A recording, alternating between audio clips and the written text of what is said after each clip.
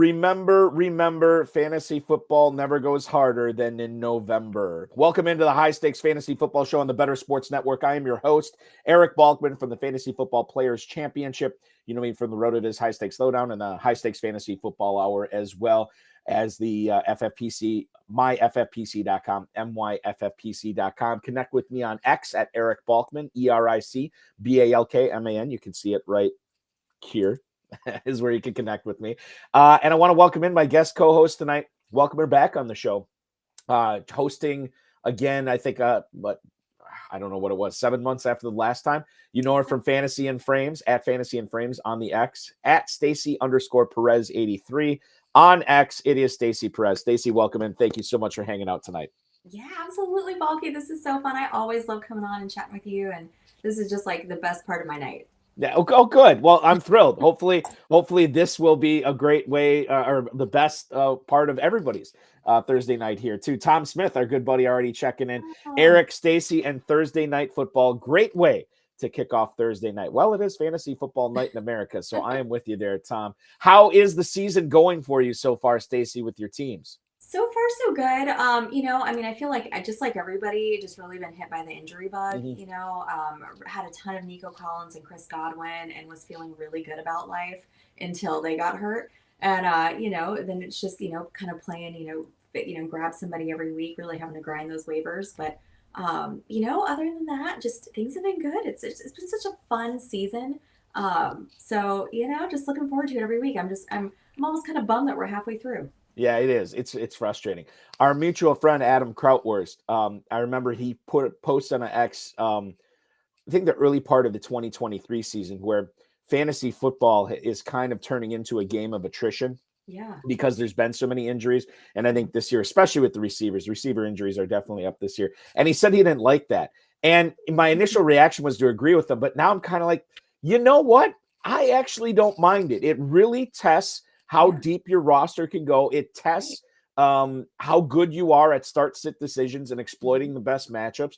I don't mind it. Like, it's a different type of game now than it was, 10, 15 years ago or whatever it is, because I think that when you have information that is easily accessible by everybody, before there was always the one or two players in your league that would always get the leg up on everybody because they knew.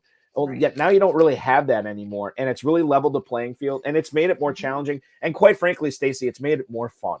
I think so too. I mean, that's part of the fun of it, right? Is feeling, like that you've got the edge on everybody else in your league, and then when those guys that you grabbed off waivers hit, I mean, it's just like the best feeling. Like, how many people picked up Cedric Tillman and then started him, and are probably still doing victory laps, around their neighborhood. So yeah, totally, that's the best feeling, I think, in fantasy. It does. It makes you feel good about all the research and work that you put into it.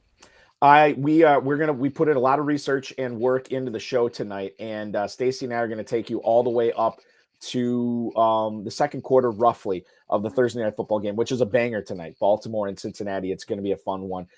We will get into conversations about Christian McCaffrey. We'll talk about the Cowboys, sans Dak Prescott going forward.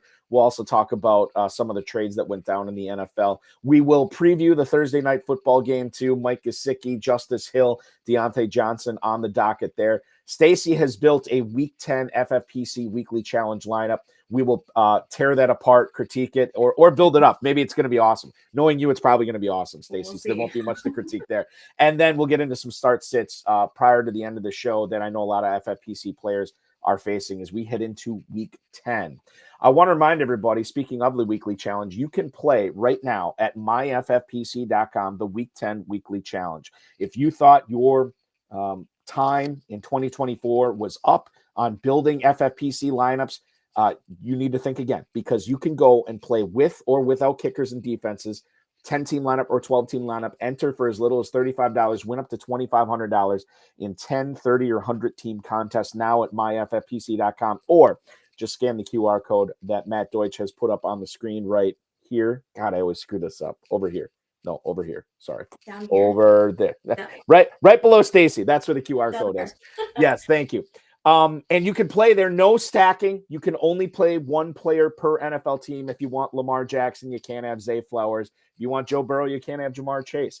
myffpc.com, myffpc.com, or scan the QR code and make week 10 a lucrative one here. Want to welcome in Michael Kinzel, Dom Gazzetti, also watching in tonight on YouTube. Thanks, guys, and hopefully we'll help you out tonight. Stacy, let's lead things off in Jacksonville.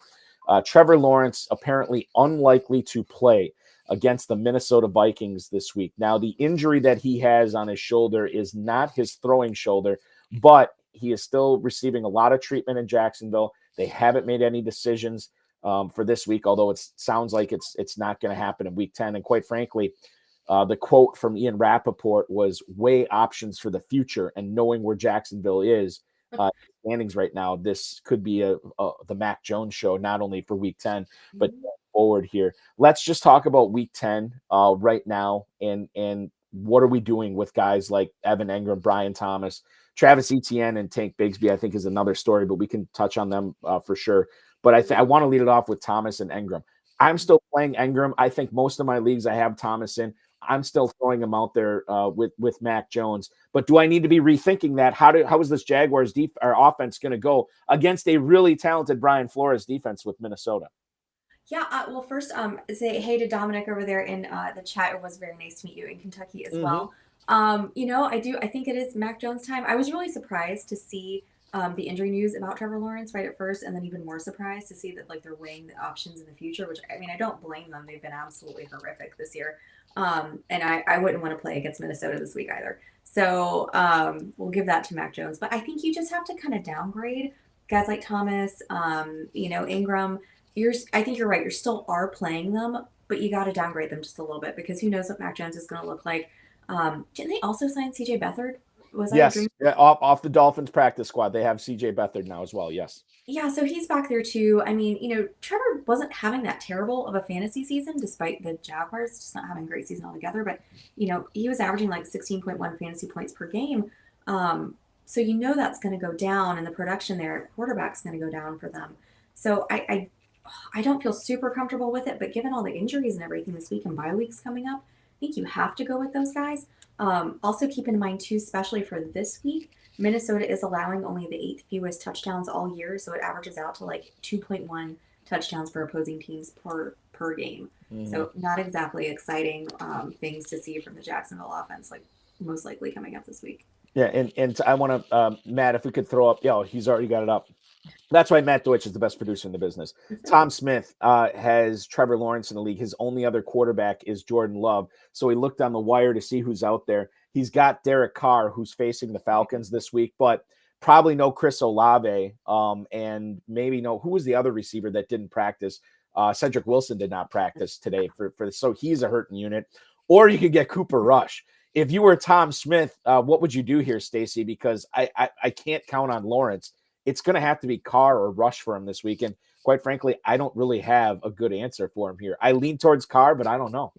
I think I'm leaning towards Carr too. I mean, Cooper Rush has started before, I think 2022 when Dak had that injury. You're not exactly excited about that unless you're in a super flex format, and then you can, throw somebody in. I think Derek Carr, at least has a better matchup with Atlanta this week. Those two teams hate each other. So they're going to, I feel like that is going to be a huge, I think was it week 17 or 18 that they played each other last year? That it was just that massive shootout. And that's right. Jameis let Jamal Williams get the last score in just to kind of stick it to the Falcons. So I kind of expect that to be a pretty high scoring game. So even if there's not too many people back there, they're going to find somebody for Derek Carr to throw it to. It's not great either way, Tom. It's not good. This is like picking your favorite. The game, the jelly bean game that at least my kids play it, where you get this these jelly bellies or whatever, and you have to pick one out and you have to taste it, and it could be old shoe or it could be toasted marshmallow. You're picking from all the bad jelly beans this week, Tom. It's a bad situation. The total in that game, to your point, Stacy. The Saints are 3.5-point dogs, so it should be a positive game script, you would think, for Derek Carr. Total in that game is 46. If we look at that Cowboys game against the Eagles, it's 43.5. But again, positive game script for Cooper Rush, you would think there as well. Cooper Rush is a guy that, and take this with a grain of salt, but if I remember correctly, I don't really remember that guy being able to pump the ball down the field all that well. So I would think it's probably going to be a great game for Jake Ferguson, but for like Lamb and Tolbert, and like, I don't know.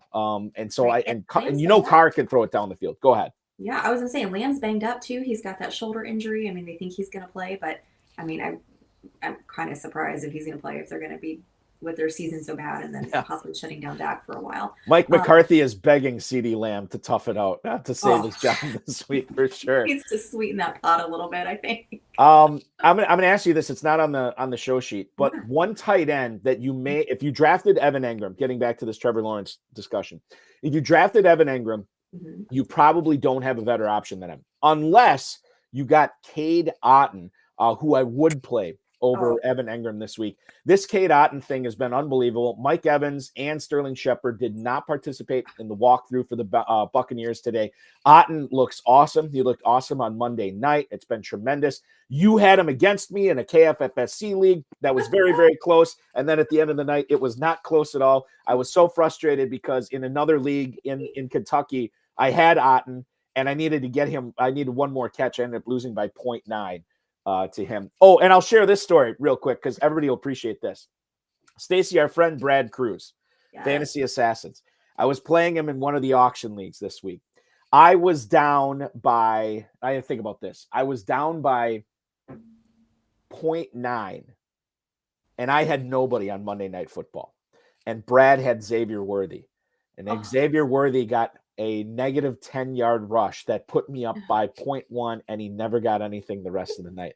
If Brad just would have benched him, he would have gotten the win. Instead, and I haven't talked to him about it because I'm sure he's kind of sour, but that was one of the most unbelievable things. Getting back to Cade Otton here. This is not stopping. This is a real thing. We talked, I can't remember who I was talking to about this. I think it was on the lowdown on Tuesday when I was talking to Barney Newkirk and John Laskowski. There's always this tight end that comes out from the top, from below the top 12. Otton is probably this year's guy, right? I think he is. I can't, when you said Cade Otton, I could not have been more pleased because I have been a huge Cade Otton fan this entire season. I have got him stashed everywhere. I think I've got 21% exposure to him in all my best ball teams. Love Cade Otton. He's on the field an absurd amount, even when Godwin was still there and Evans hadn't gotten hurt yet. He was just a guy that Baker trusted to be out there and produce for him. And obviously with Godwin and Evans not there anymore, Jalen McMillan's seen some injuries. Cade Otton is the guy that he trusts to go to. Over the last 3 games, he's gotten 10 targets, and 11 targets. Not surprisingly, those are his 3 best fantasy weeks with 18, 29, and 21 points.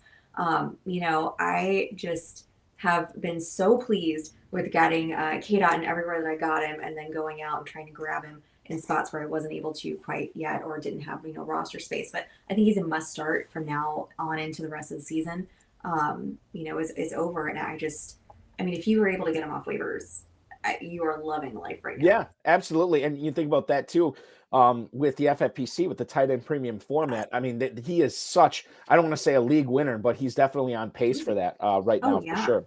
I want to bring this up. Just a draft or a team management philosophy question from Michael Quinzel on YouTube.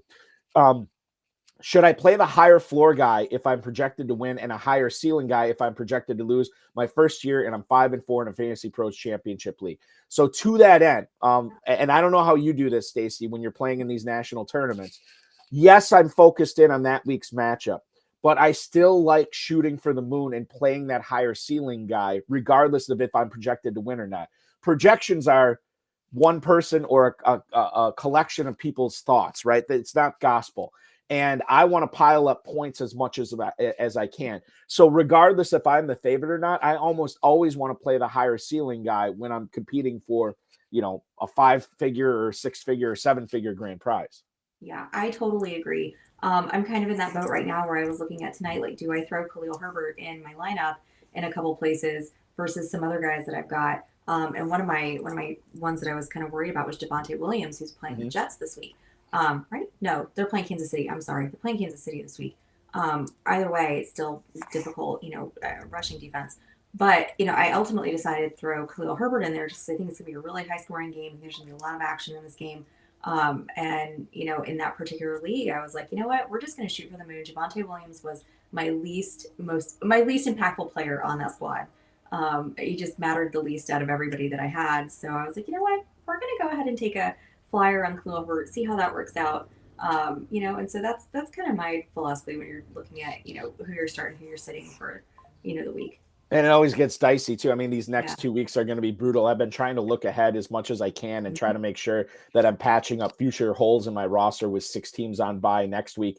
And then what is it? No teams on bye in I forget how this is. I think we get 6 teams on bye next week, 6 teams on bye in week 12, and then nobody on bye in week 13, and then 4 more teams on bye in week 14. All the good teams are on bye on week 14. Yeah, the NFL schedule makers, they're mad scientists.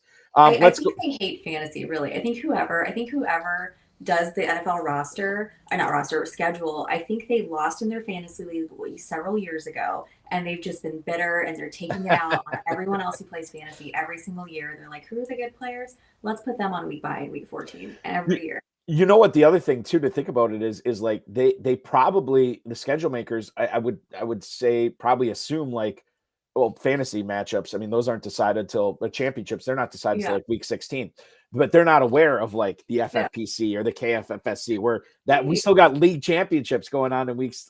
We got money to win in those exactly. It's huge. Keep it up with the questions on YouTube. Let's go to back to Michael here. Is Deontay Johnson going to ever have a double-digit projection again in Baltimore? In a 10-team league, would you drop him? So I think he is droppable in a 10-teamer. In my 12-teamers, I'm still hanging on to him, and I still feel like that Baltimore offense is so good, Stacy. There's going to be weeks where I need to find somebody to plug in as my flex.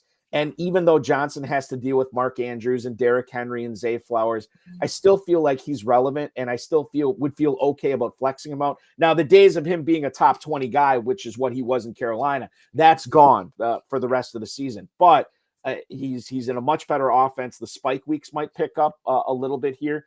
Don't drop him in a 12-teamer. 10-teamer, I get it if you have to. Yeah, a 10-team for sure. You're going to have better options in a 10-team. But yeah, a 12-team, I wouldn't do it yet, especially with injuries and bye weeks coming up. It's just, who knows what could happen with Baltimore. I mean, it could be a Nelson Aguilar game. Like every week, somebody else, right? Rashad Bateman. Flower. Justice Hill.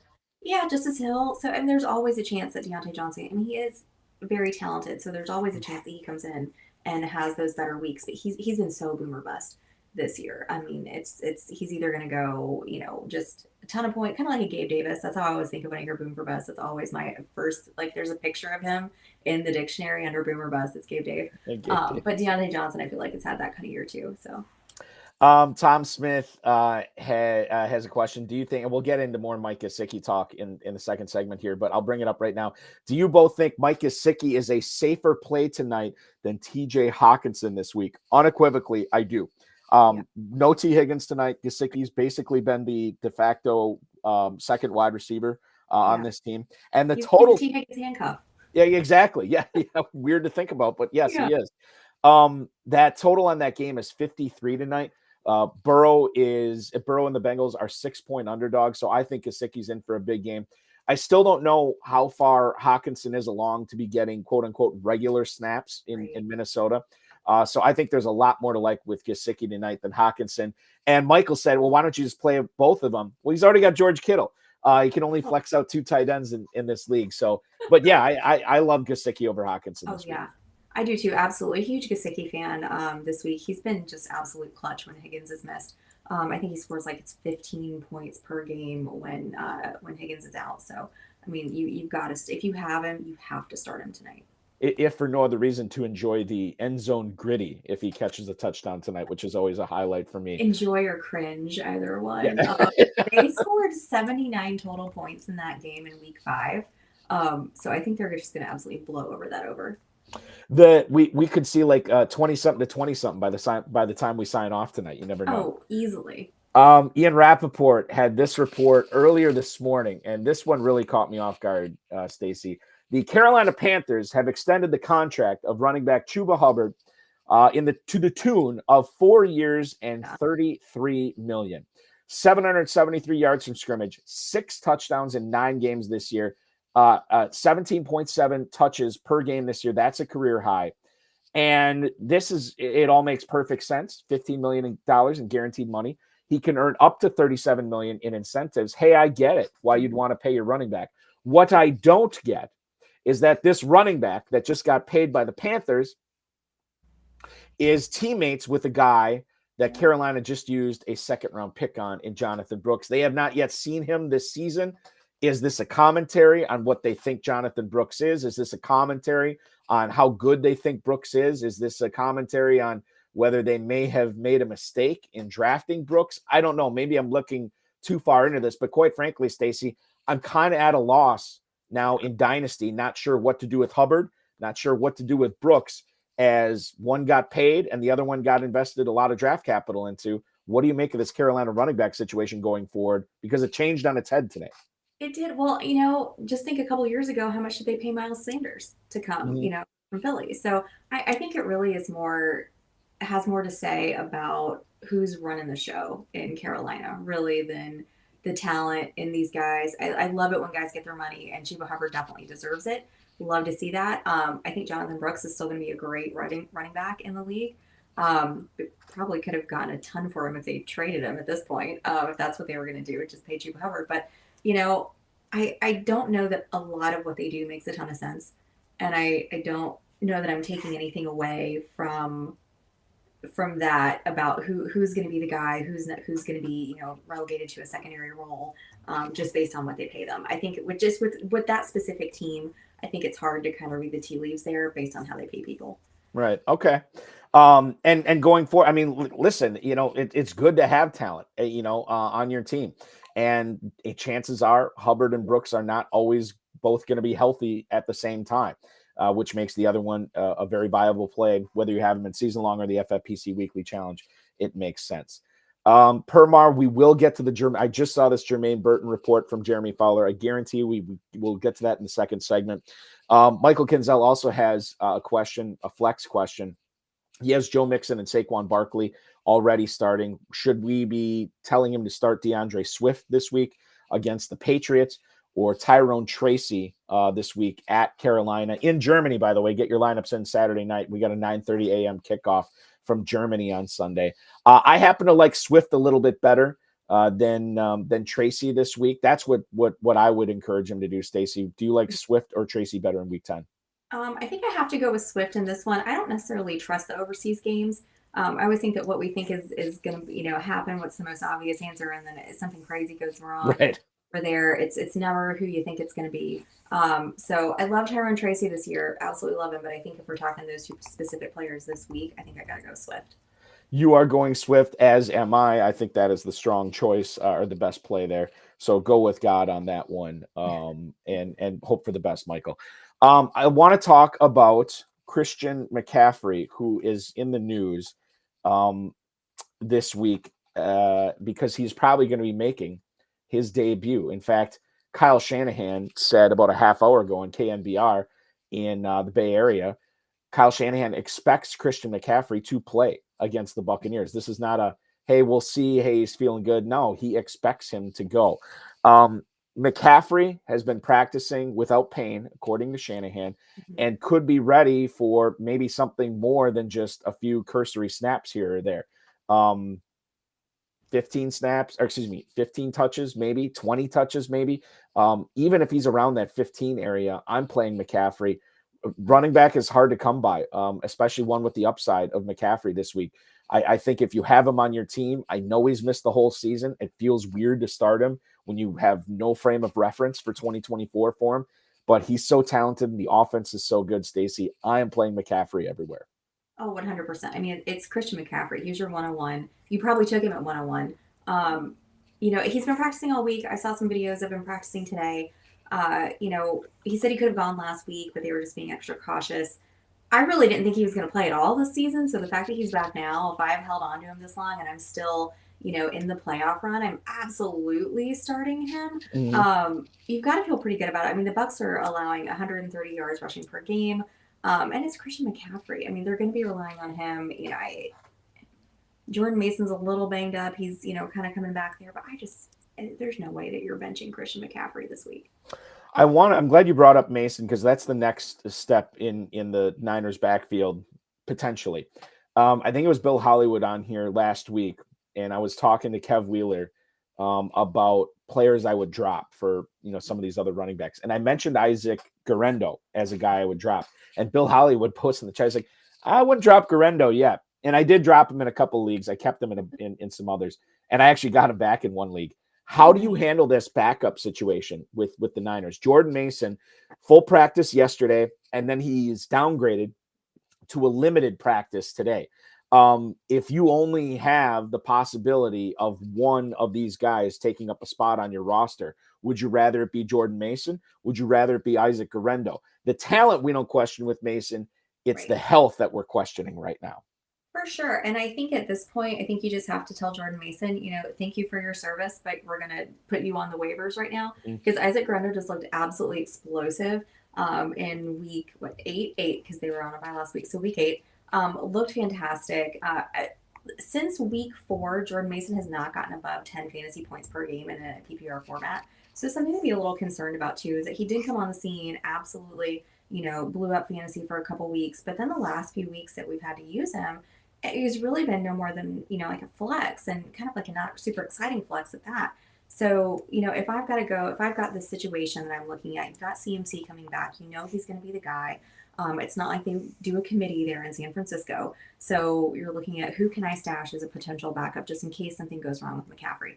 And honestly, I think I would feel a little bit better. You've got a little bit more potential with Isaac Guerendo. So if I have to make that choice, I think I'm going to keep hanging on to Isaac Guerendo. Yeah, and I think the thing is you're hanging on to both, right? Like if you have the possibility to hang on to both, hold on to both. That may not be realistic, especially when we get into these buys. You may have to drop one of them. And I think I'm with you with the fact that Mason comes back for a full practice after the bye, and now he's already downgraded to limited. Maybe I'm reading too much into that, but Guerendo is the type of guy who looked very, very. I mean, Mason looked very, very good too, but Guerendo seems to be the healthier option right now, and that's why I would lean towards him. Let's go to Ray C on YouTube. Would you rather play Kyler Murray or Sam Darnold this week? Scared of the game script for Darnold, and it might be raining. That is a possibility for sure. Sam Darnold this week is going up against the Jaguars, we mentioned earlier, who will probably be having Mac Jones as their starting quarterback. Sam Darnold at Jacksonville, or Kyler Murray, who's at home against the Jets. Normally, I like to start the guy who is going to be using his legs. Murray wasn't all that great last week. And Darnold, the fact that he has Hawkinson out there now and Addison looked great last week. You get the best wide receiver in the league with Justin Jefferson in a strong ground game. I just feel like that offense is more poised to explode this week. So I would be playing Darnold over Kyler Murray, even though he does not have as well-rounded of a fantasy game as Murray. I like the matchup for Darnold here better than playing Murray against the Jets. Yeah, I have to agree with you. I mean, if you take a look at the numbers, Jacksonville's giving up the second most fantasy points per game to opposing teams' quarterbacks. And then, you've got that Sam Darnold, like you said, has got everybody back, playing for him. The Jets, if you take a look at their numbers, they actually give up the fourth fewest fantasy numbers to opposing teams' quarterbacks. So something to think about. They're going to be getting after Kyler all day. If it's me, I'm going to start Sam Darnold. I think he's got a better chance for fantasy success this week. It could be one of those games where they just, and I know there could be rain, but it could be one of those games where the Vikings just, he throws a touchdown to Jefferson, one to Addison, maybe another one to Jefferson, maybe another one to Hawkinson, and they get up 21-0, 24-0 early, and Darnold's already got his fantasy day banked, and whatever you get after that is gravy. Sean Green, our good buddy in the YouTube chat, Darnold or Purdy. Here, I would play Purdy over Darnold this week, Stacy. Yeah, I think so. I think you're starting Purdy on that one. He's going to have his guys back now. It looks like Jennings is set to play too. He's doing a lot better with his health. Yeah. So yeah, I think out of those two, I'm definitely going to go Purdy. That total on that 49ers Buccaneers game is 50.5, which and the Vikings Jaguars game is just 44. Okay. Let's go to Michael Pittman. Let's talk about Michael Pittman here. Stacy's interesting stuff going on in Indianapolis. He was not spotted at today's practice dealing with back injury and a finger injury. He dislocated his finger against the Vikings last week. And the last few weeks, he's been playing through a back injury. Now, what makes this more interesting, not just because of the injuries, Josh Downs has actually been really, really good and taken over as sort of the de facto number one receiver for the Colts, demoting Pittman a little bit. Now, if Pittman was totally right and 100% healthy, maybe that wouldn't be the case. But that is the case right now. And Pittman is a guy that in a few leagues, Stacy, I have benched him over the course of the last couple of weeks, and I will be benching him in a few leagues this week. I'm hit hard. There's one league I have to start him in, so hopefully he plays because I'm dealing with injuries and bye weeks at the receiver position. But Pittman is a guy that if I can avoid it, I want him I don't want him in my lineup this week. No, you really don't. I mean, he's only had 3 games this season where he's had double-digit fantasy points. That was in weeks 4, 5, and 6. His last 2 games, he didn't even get 3 points. So obviously, we know he is dealing with those injury issues. But at the end of the day, if he's injured, you don't want to be starting him, especially with his production levels have tailed off so significantly. And then Downs is taking over. Downs is the one who looks like the most explosive wide receiver in that offense. Yeah. And Buffalo's got a pretty tough secondary as well, so I'm really not even optimistic if he was healthy and playing that I'd really want to start him either. And with him not being and missing practice, I think it's one of those where if he's on your lineup, you definitely got to bench him this week. And Matt Deutsch posted on YouTube too. He's playing Darnell Mooney where Michael Pittman. Totally support that decision. I think that's the right call. Especially when you consider how relevant Mooney's been in that offense and how good that offense has been the last month or so. Yeah, I think Mooney is a guy you got to get in over him, over Pittman, excuse me. Dak Prescott, we got to talk Cowboys here. Jane Slater from the NFL Network has reported that Dak Prescott's diagnosis on his injury is a partial avulsion of his hamstring tendon that is partially torn off the bone. That sounds absolutely, I don't know if it sounds worse for it's awful and like painful. It sounds like too, like this is not a situation you want to be in if you're Dak Prescott, if you're any member of the Cowboys organization, or if you have any of these guys on your roster. Now, we know Cooper Rush is going to be playing for the foreseeable future. I think Ferguson is definitely still playable in the FFPC. You might have a better option in a non-tight end premium format. But he's definitely playable in the FFPC. CeeDee Lamb, you mentioned this earlier. Like, we don't even know if he's going to go this week. This is just disaster written all over it for your Cowboys fantasy options right now. Oh, it totally does. I mean, I know that they're trying to do everything they can to avoid putting him in IR and like getting second opinions and all that, but like, man, if the hamstring tendon's partially torn off the bone, I don't know what else you're gonna do with that other than he's gonna miss significant time. Mm-hmm. And Cooper Rush is not exciting. It's not like you're gonna get the same level of quarterback play with Cooper Rush that you will with Dak Prescott. So, I like Ferguson. He's been one of my guys all season. Dak loves throwing to his tight end, but we don't have Dak right now. Right, so we don't know what's going on with CeeDee Lamb. The rest of the offense has not been great at all. The Cowboys are 3-5. I just feel like this is a lost season for the Cowboys. Like we gotta pack it up and let's look towards next season. Which you're worried about if you're a CeeDee Lamb owner, right? Or even Rico Dowdle or Jake Ferguson, because you got to understand that stuff that they would normally gut out, they may not be gutting out at the end of the season, and it's very very frustrating. I'm sure for them as well. Garrett Woodworth on YouTube has a question that I myself had to figure out right before the start of the show tonight when I was setting my lineups. Chase Brown tonight against the Ravens, or J.K. Dobbins, who I believe is at home. Yes, at home against the Titans. Titans quietly have had a pretty good defense this year. I like the matchup slightly better for Chase Brown, but given the fact that you're looking at a situation where the points could just be piled up in bunches. And how much Chase Brown is used as a receiver out of the backfield, that's what tipped the scales for me. I chose Chase Brown over J.K. Dobbins this week, Stacy. I think it's tough here. I mean, I think you can really go either one. And I like Brown. He has been the guy there. Zach Moss is now obviously out for the year. You've got Khalil Herbert coming in this week on a short week. I think Herbert is a huge upgrade over Zach Moss. But you've got to remember too, they're facing Baltimore. Baltimore has a very, very stingy run defense. I think they're only allowing like 75 rushing yards per game. Then of course, you've got Dobbins facing Tennessee, who is also a very good, defense as well. they're not the best run defense, which is what Right. the Ravens are. So I think you could really go either way on this one. Dobbins has looked great. Like, what a great story too that he's come Hmm. back this season and just looked amazing after all those injuries. So I think you could probably go either way on this one. But I might lean toward Chase just a little bit more, just because I think it is just going to be such a high scoring game. But I don't think you go wrong either way. The other thing too with Dobbins in the leagues I have him in, I feel like whenever he's healthy, I want to play him Yep. because he has missed so much time that like you want to play him when he's out there because he's going to miss games. It's what he Right. does. And knock on wood, which I have some right here. He probably should be good to go. Yep. As long as he's healthy, you can play him. So I'm with you. I could go either way. I went with Brown. We lean towards Brown here. Let's talk. I want to go back to the Cowboys. The other thing I wanted to bring up was the trade they made with the Panthers this week. They get Dallas gets Jonathan Mingo and a 7th rounder next year in exchange for a 4th rounder next year. This was not a good career for Jonathan Mingo in Carolina. 55 catches, 539 yards, no touchdowns in 24 games. Carolina, we'll get to them in a second.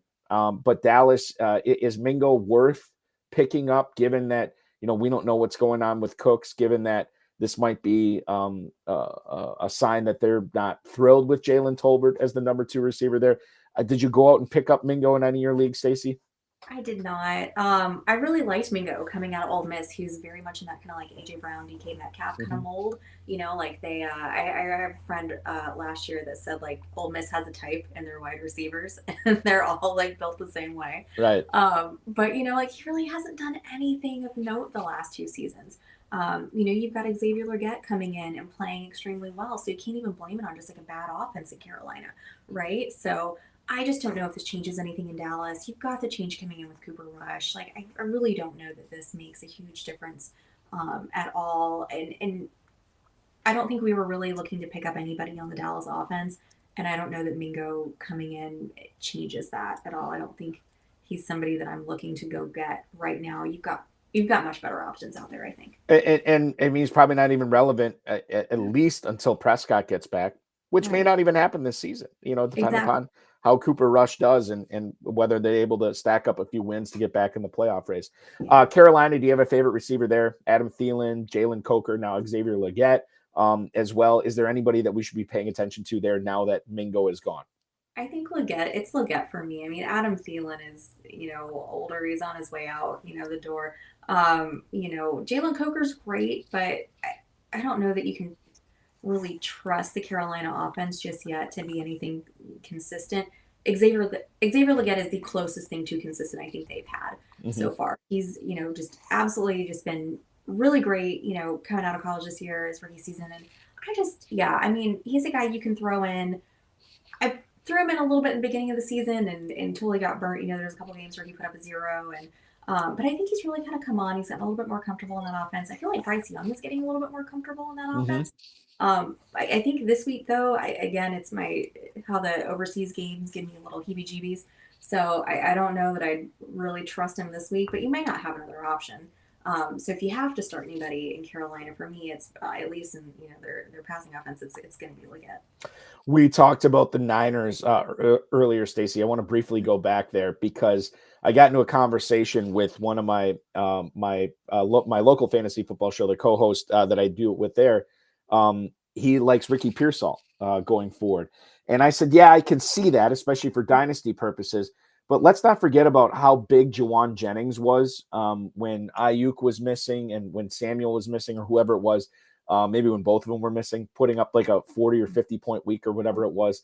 He was limited in practice yesterday. He's limited in practice today.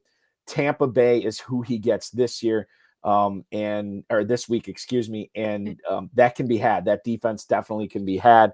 I kind of like Jennings as a sneaky flex in the FFPC coming back, even though Deebo Samuel should be out there as well. And even though the Christian McCaffrey is making his return here, I prefer Jennings over Pearsall for redraft. Dynasty, yeah, it's probably Pearsall, but I mean, he's got to take it away from Jennings. And right now, Jennings is the guy. Yeah, I think you're absolutely right there. I mean, Pearsall's coming back from that gunshot injury. He looked good in the game that he did play, his first debut game. I'm really pleased with how that's going. I think he is going to be great. Dynasty is where you want to have him. That's where you're going to feel, like comfortable with him. I don't think you're starting him over Jawan Jennings. You just can't. I mean, Jawan Jennings has been a huge factor in this offense going back to last season. Look at the Super Bowl. I mean, he caught a touchdown and he threw for a touchdown in the Super Bowl. So he's a guy that they trust absolutely in this offense, even with Debo there. Now that Ayuk's gone, you've got this Bucs defense coming in. They give up the 6th most fantasy points to opposing teams' wide receivers. I think he's a guy you can absolutely feel comfortable throwing in your lineup this week. I've got Jennings in a couple places that I've stashed here and there. The one week that he did go off, I dropped him in a league. So you got to feel really good about that, watching him go off for 50 points on someone else's roster. But he's a guy that's always going to come in and be sneaky and get those points for you, sneak away with those touchdowns. And especially now more than ever, I don't even think it's sneaky at this point. I think that they're going to use him. Right. It totally true. Very true. Let's stick in the Bay Area here. The Raiders have hired Scott Turner as their interim offensive coordinator. Now, if Scott Turner sounds familiar, probably one of two reasons. Number one, he's the son of Norv Turner, who was the former head coach of the Raiders, OC of the Cowboys when they had Aikman and Smith and Michael Irvin and won those Super Bowls in the 90s. Scott Turner was also the OC for the Commanders for 3 years when he guided offenses that were quarterbacked by, and shout out to Roto World for this, Alex Smith, Dwayne Haskins, Kyle Allen, Taylor Heineke, Garrett Gilbert, Ryan Fitzpatrick, Sam Howell, and then Carson Wentz. Under Wentz, they were a pretty conservative team. They didn't throw the ball a whole lot. They counted on the ground game. Desmond Ridder may or may not be the quarterback. I don't believe Antonio Pierce has made a decision on that, and he doesn't have to until week 11 because the Raiders are on bye this week. My hope is that Brock Bowers, and Jacoby Myers are still relevant enough to start Bowers every week and then start Myers as a flex in the right matchups. I don't really count on anybody else in that offense. But what's the likelihood, Stacy, that those two guys still stay relevant with this change from Luke Getsy to Scott Turner as the OC in Las Vegas? So I watched his press conference today, and he just seemed like really, excited to be there. He lives in the area. Like he said, he coached or he played at UNLV, and then they get his dad as a BOGO throw in. That's what I'm kind of calling it. But he said he just really likes to be a part of creative plays. And I took a look at the stats over here on Next Gen Stats, and I didn't know this. I'm a little surprised about it. Vegas is the 3rd highest passing team right now. They have total 349 pass plays so far on the season, which is only behind Cleveland and Seattle, which is kind of shocking. I didn't think that it was that high. No, I didn't think it was that high either. That's surprising. So hopefully they continue at least having that kind of volume and at least throwing that much. And if they do, I think we're absolutely going to we're still using Brock Bowers. Come on. It's it's a tight end position, and we are where we are with tight end. It's rough, right? But Myers is there as a potential to throw in too, but those are really going to be the only guys that you're looking at in that offense. But hopefully if they keep things going the way they have, just with a little bit better play calling. It sounds like you're optimistic on both those guys, right? Yeah, okay. Yeah, I think it should be fine. I mean, honestly, Bobby, could it get any worse? Well, the thing is, it could get worse for Bowers because he's been so unbelievable, and I don't think they would screw it up, but it's the Raiders, and you never know. That's true. Don't put anything past them. Right, exactly. I want to bring this up. Another trade: Mike Williams ends up going from the Jets to the Steelers in exchange for a 5th-round pick next year. Mike Williams is now going to an offense where he should be the number 2 wide receiver there. I don't know what that gets you because Jalen Warren and Najee Harris are active in the pass game out of the backfield. Pat Freiermuth still at tight end. And, of course, George Pickens is making a lot of plays there.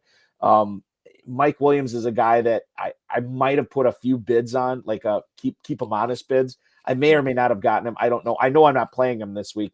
What are your thoughts as to what we should be doing with Mike Williams? Does he deserve a roster spot in the FFPC, KFFSC for the remainder of the season right now?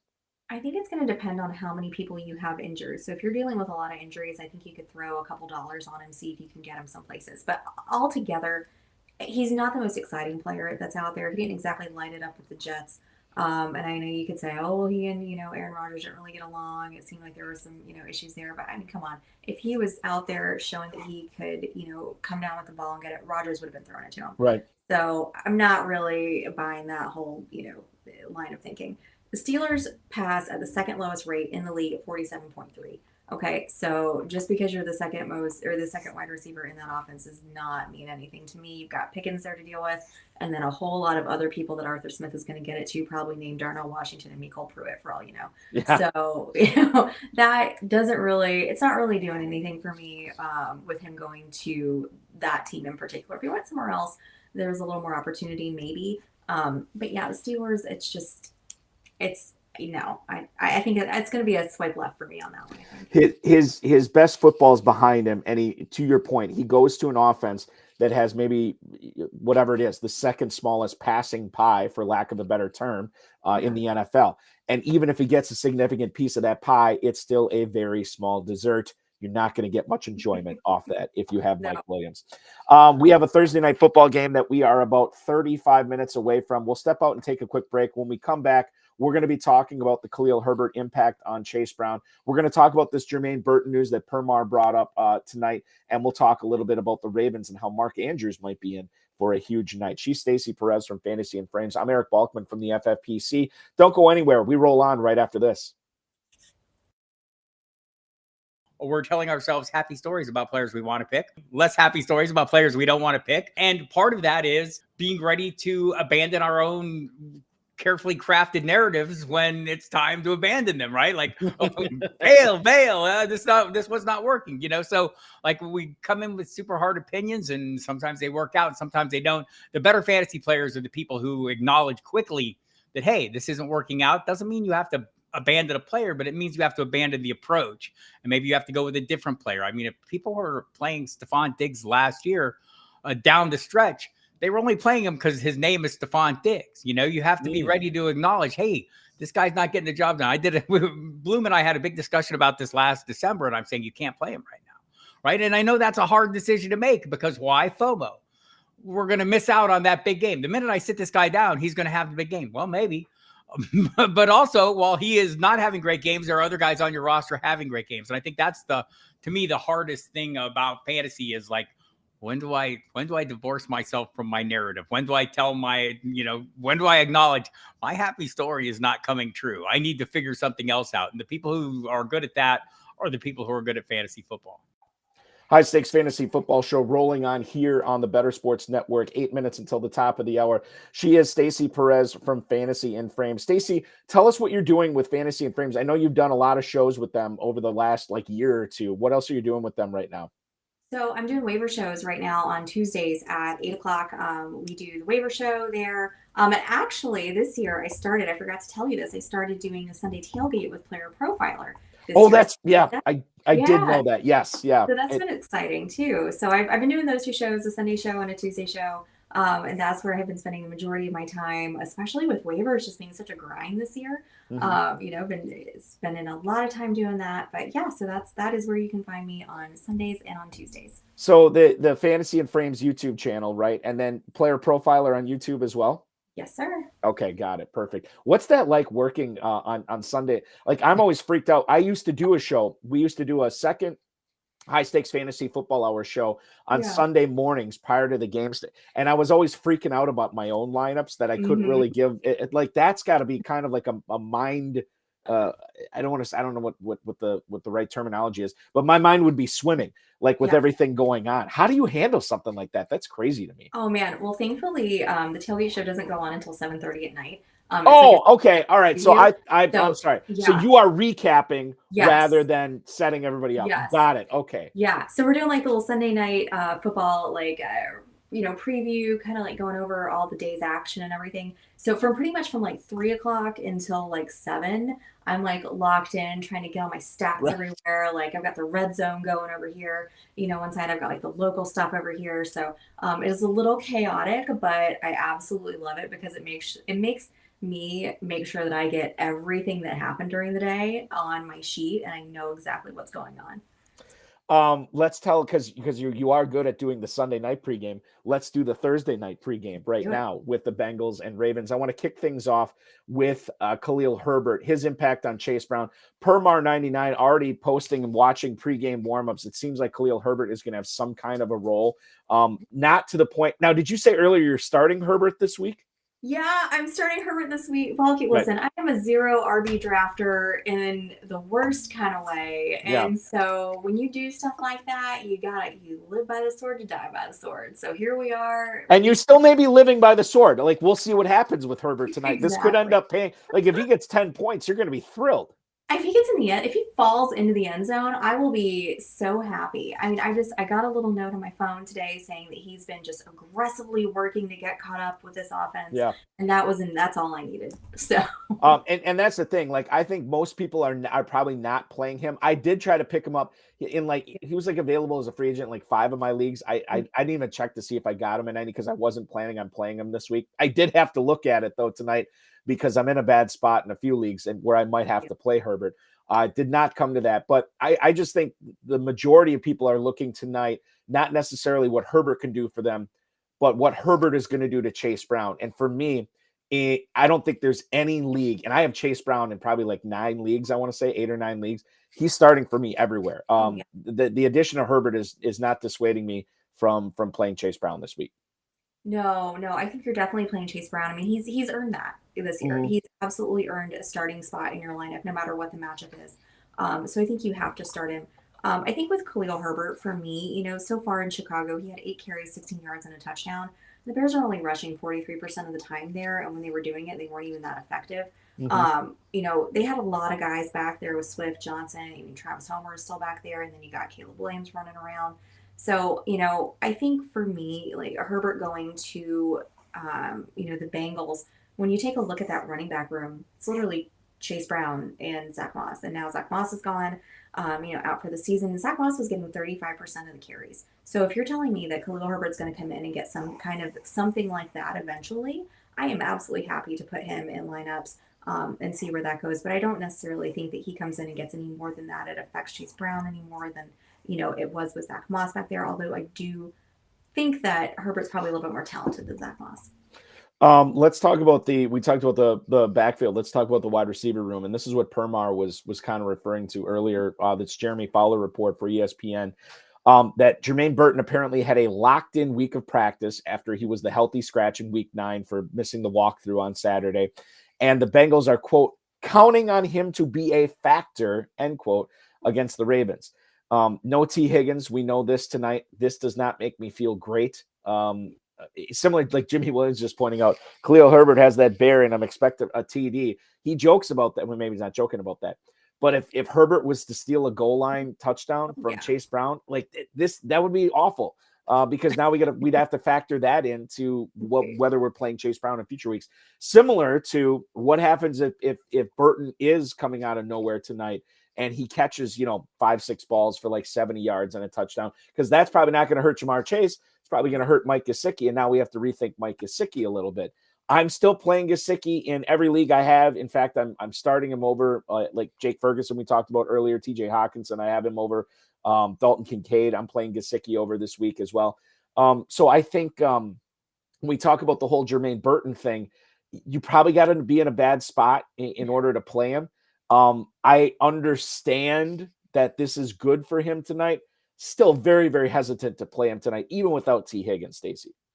I mean, I would certainly hope that he was locked in this week, considering you got pictures of him showing up in pajamas. He's over at the casino, spending his signing bonus down there. I just, that's unacceptable behavior for me. And if he isn't locked in, then the Bengals got to seriously think about what they're going to do with him long term. So he better be out there and ready to show and prove that he is capable and worthy of being on the NFL field. Burrow, I did not seem really thrilled with him either last week. So I just kind of wonder, like, are they going to, he is going to be out there, he is going to be playing, but are they rewarding that with numerous targets, with, making him the focal point of the offense? I don't think so. I can't see where they would. You've got Andre Achilles there. That's a guy who is, by all accounts, absolutely beloved in the locker room. Works hard. And Burrow's been throwing to him. Like Exactly. Burrow's, Burrow likes him. And, he has been boomer bust. I get it. Yoshibas is a great best ball guy, 100%. It's a little risky to put him in your lineups every week. But again, this is going to be a total barn burner. I totally think this is going to be a ton of points scored. Like I said, they had 79 points scored in week 5. Burrow threw for 5 touchdowns in that week. He threw for 5 touchdowns last week. In week 5, Yoshi only got 2 targets for 39 yards, but he was playing in that game, and obviously he's going to be out, so you're going to have to look for other options. And I just think Andre Yoshibis has come in. He's shown he can be the consistent guy. I really think it is hopefully going to be a Gesicki game, because I've really just got so much writing on that since he's been so productive with T out. But for me, it's a Gesicki Yoshibis, and then Burton kind of coming in as the low man on the totem pole for me at this point. And we could be wrong about that. I mean, I have confidence in Chase and I have confidence in Gesicki. After that, I don't know. Burton, maybe. Yoshivas, maybe. I don't know. But I do. Gesicki, I think, is the interesting one because in an FFPC league where I don't think anybody drafted Gesicki as their starting tight end. I shouldn't say anybody. Somebody might have. But now, I mean, given that you have the tight end premium aspect, and given that you have 2 flexes, Stacy, how close is Gesicki as a must-start tight end in the FFPC this week? There's not a whole lot of tight ends I'd be playing ahead of him tonight. He's definitely a must-start for me, and especially when you've got the 2 flex spots there beside your tight end. I mean, you can, if you have another tight end on your team that you trust that could have a good game, why not start both of them at this point? I mean, he's somebody that I'm starting over wide receivers just because of the matchup, because of T being out. Because he has shown consistently when T is out, he is going to be a very productive tight end. So in those even in non-tight end formats or premium formats, I'm starting him, but especially in a tight end premium format. We've been talking about the Bengals. Let's shift to the other side of the field and talk Ravens. Keaton Mitchell has been activated from injured reserve, and he is going to be playing tonight against Cincinnati. He tore his ACL in week 15 last season. He comes back to a backfield that now has somebody named Derrick Henry playing in front of him. He is no longer the starter like he was down the stretch last year. Great change of pace option. I'm curious to see what happens, not to Derrick Henry's game, but maybe more so to Justice Hill, where I think we could see something from Mitchell tonight that might make Justice Hill droppable in 12-team leagues tonight. Your thoughts on what we're going to enjoy when we see Keaton Mitchell take the field tonight? Slow start, probably not a lot of snaps, but maybe he could flash tonight. He could. I mean, remember he had that really explosive game in week 9 last year against Seattle. He went for 138 yards and a touchdown. Super efficient runner last season, doing 8.4 yards per attempt.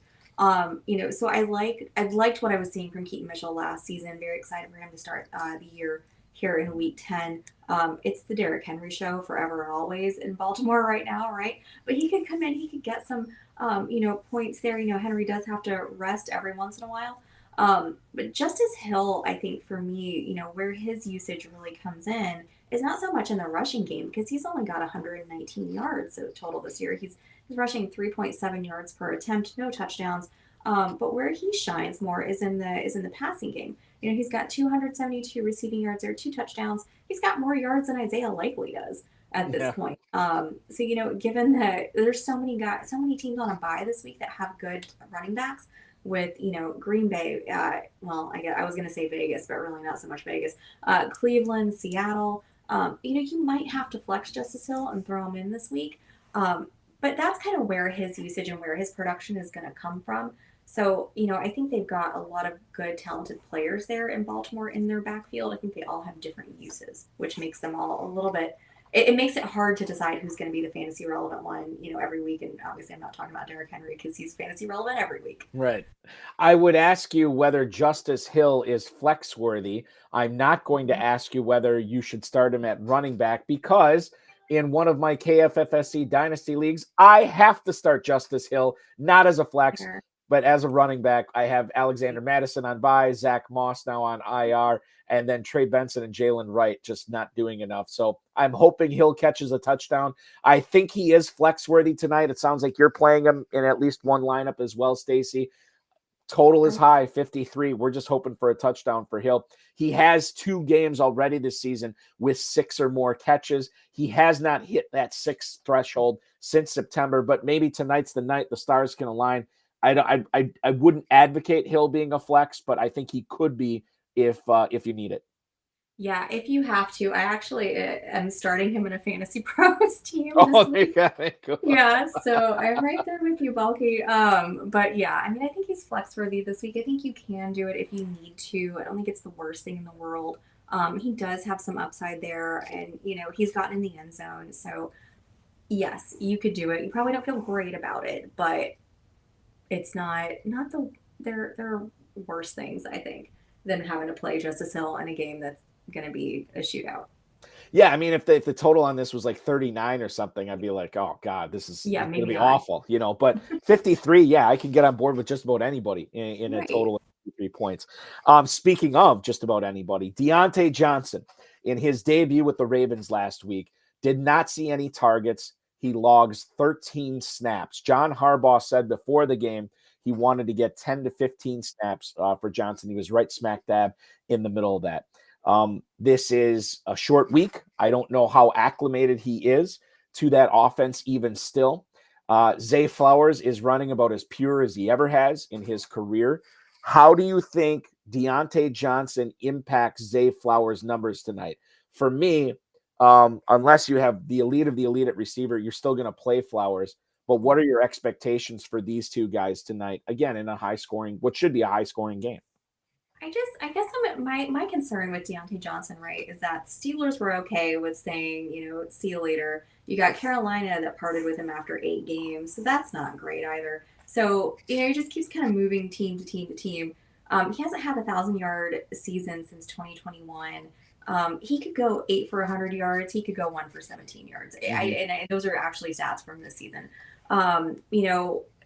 There's a lot of mouths to feed in Baltimore. I don't look for a huge impact, maybe throughout the end of the rest of the season. I don't think what he is going to get out of this offense is going to be enough to make me consider ever benching Zay Flowers. Right now Zay Flowers is getting 20% of the targets this year. He's had 6 double-digit fantasy points or fantasy point weeks and 400-plus yard games this season.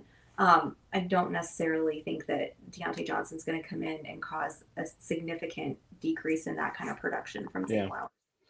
There is one league that I'm in because of injuries and buys. I have Tyler Lockett on a bye. I don't know if CeeDee Lamb's going to play this week. And I already have Brandon Ayuk on IR. I have Mike Evans, who is out this week already, or probably going to be out this week.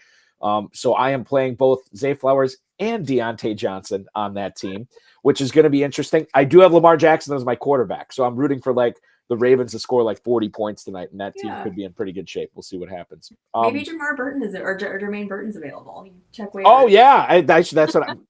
Right after, no, I can't do it. I'm gonna have to do it while I talk to you here. Let's answer a couple of questions from the YouTube chat.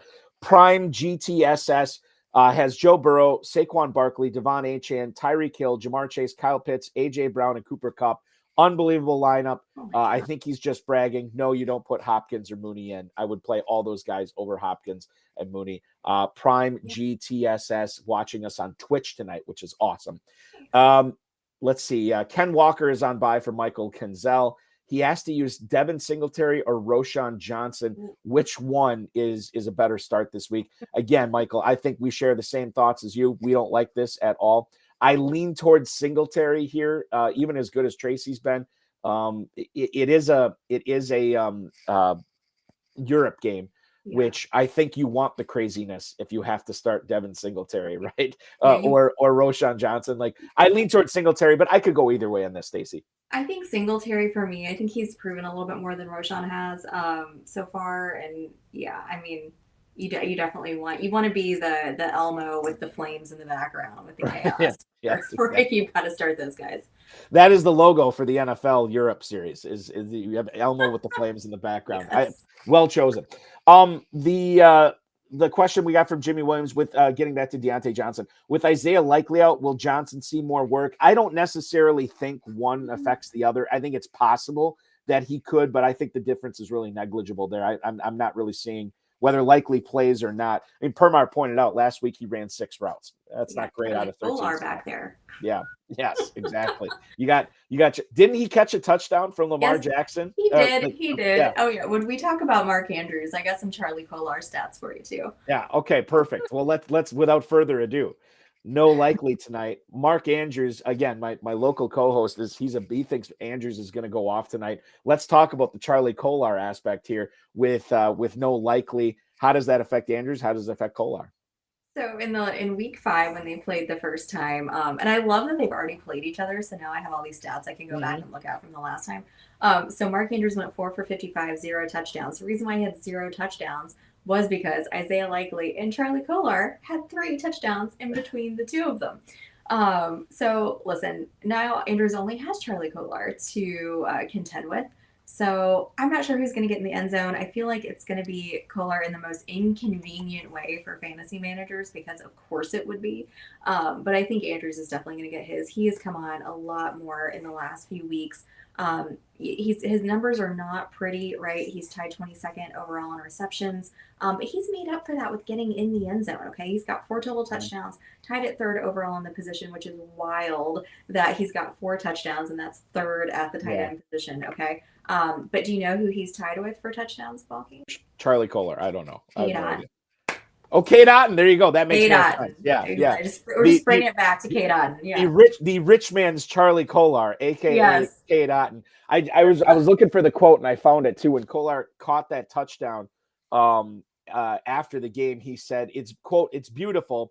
I mean, they get so focused on Mark and Isaiah that they forget about the fat white guy," which is true because Kolar caught that touchdown, and it wasn't a short one, wasn't it? No, I remember that. That was hilarious. Yeah, so you know something random is going to happen. That's just going to be the bane of your fantasy existence. Right. It absolutely will happen. Just wait. Who knows what it will be, but it will happen. Yeah, well, we could it could be Kolar going for 2 touchdowns and Jermaine Burton going over like 150 yards or something like that tonight. It's going to be fun.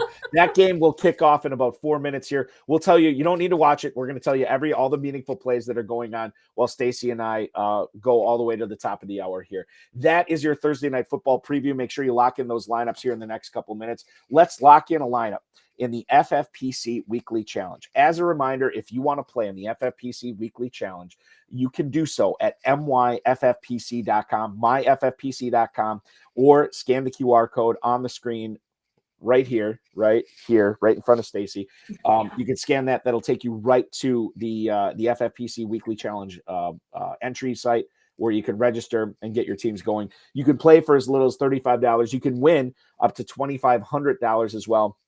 Play against 9 other teams, 29 other teams, or 99 other teams. You can play with kickers and defenses or without, whatever you want to do. myffpc.com is where to go. No stacking in this format, 1 player per team. Stacy is good enough to have submitted a lineup for us right now. This is with kickers or without kickers. This is a slim format. I did a slim format. Perfect. So we're going to be formulating an FFPC starting. This is a mirror of the FFPC World Famous Playoff Challenge.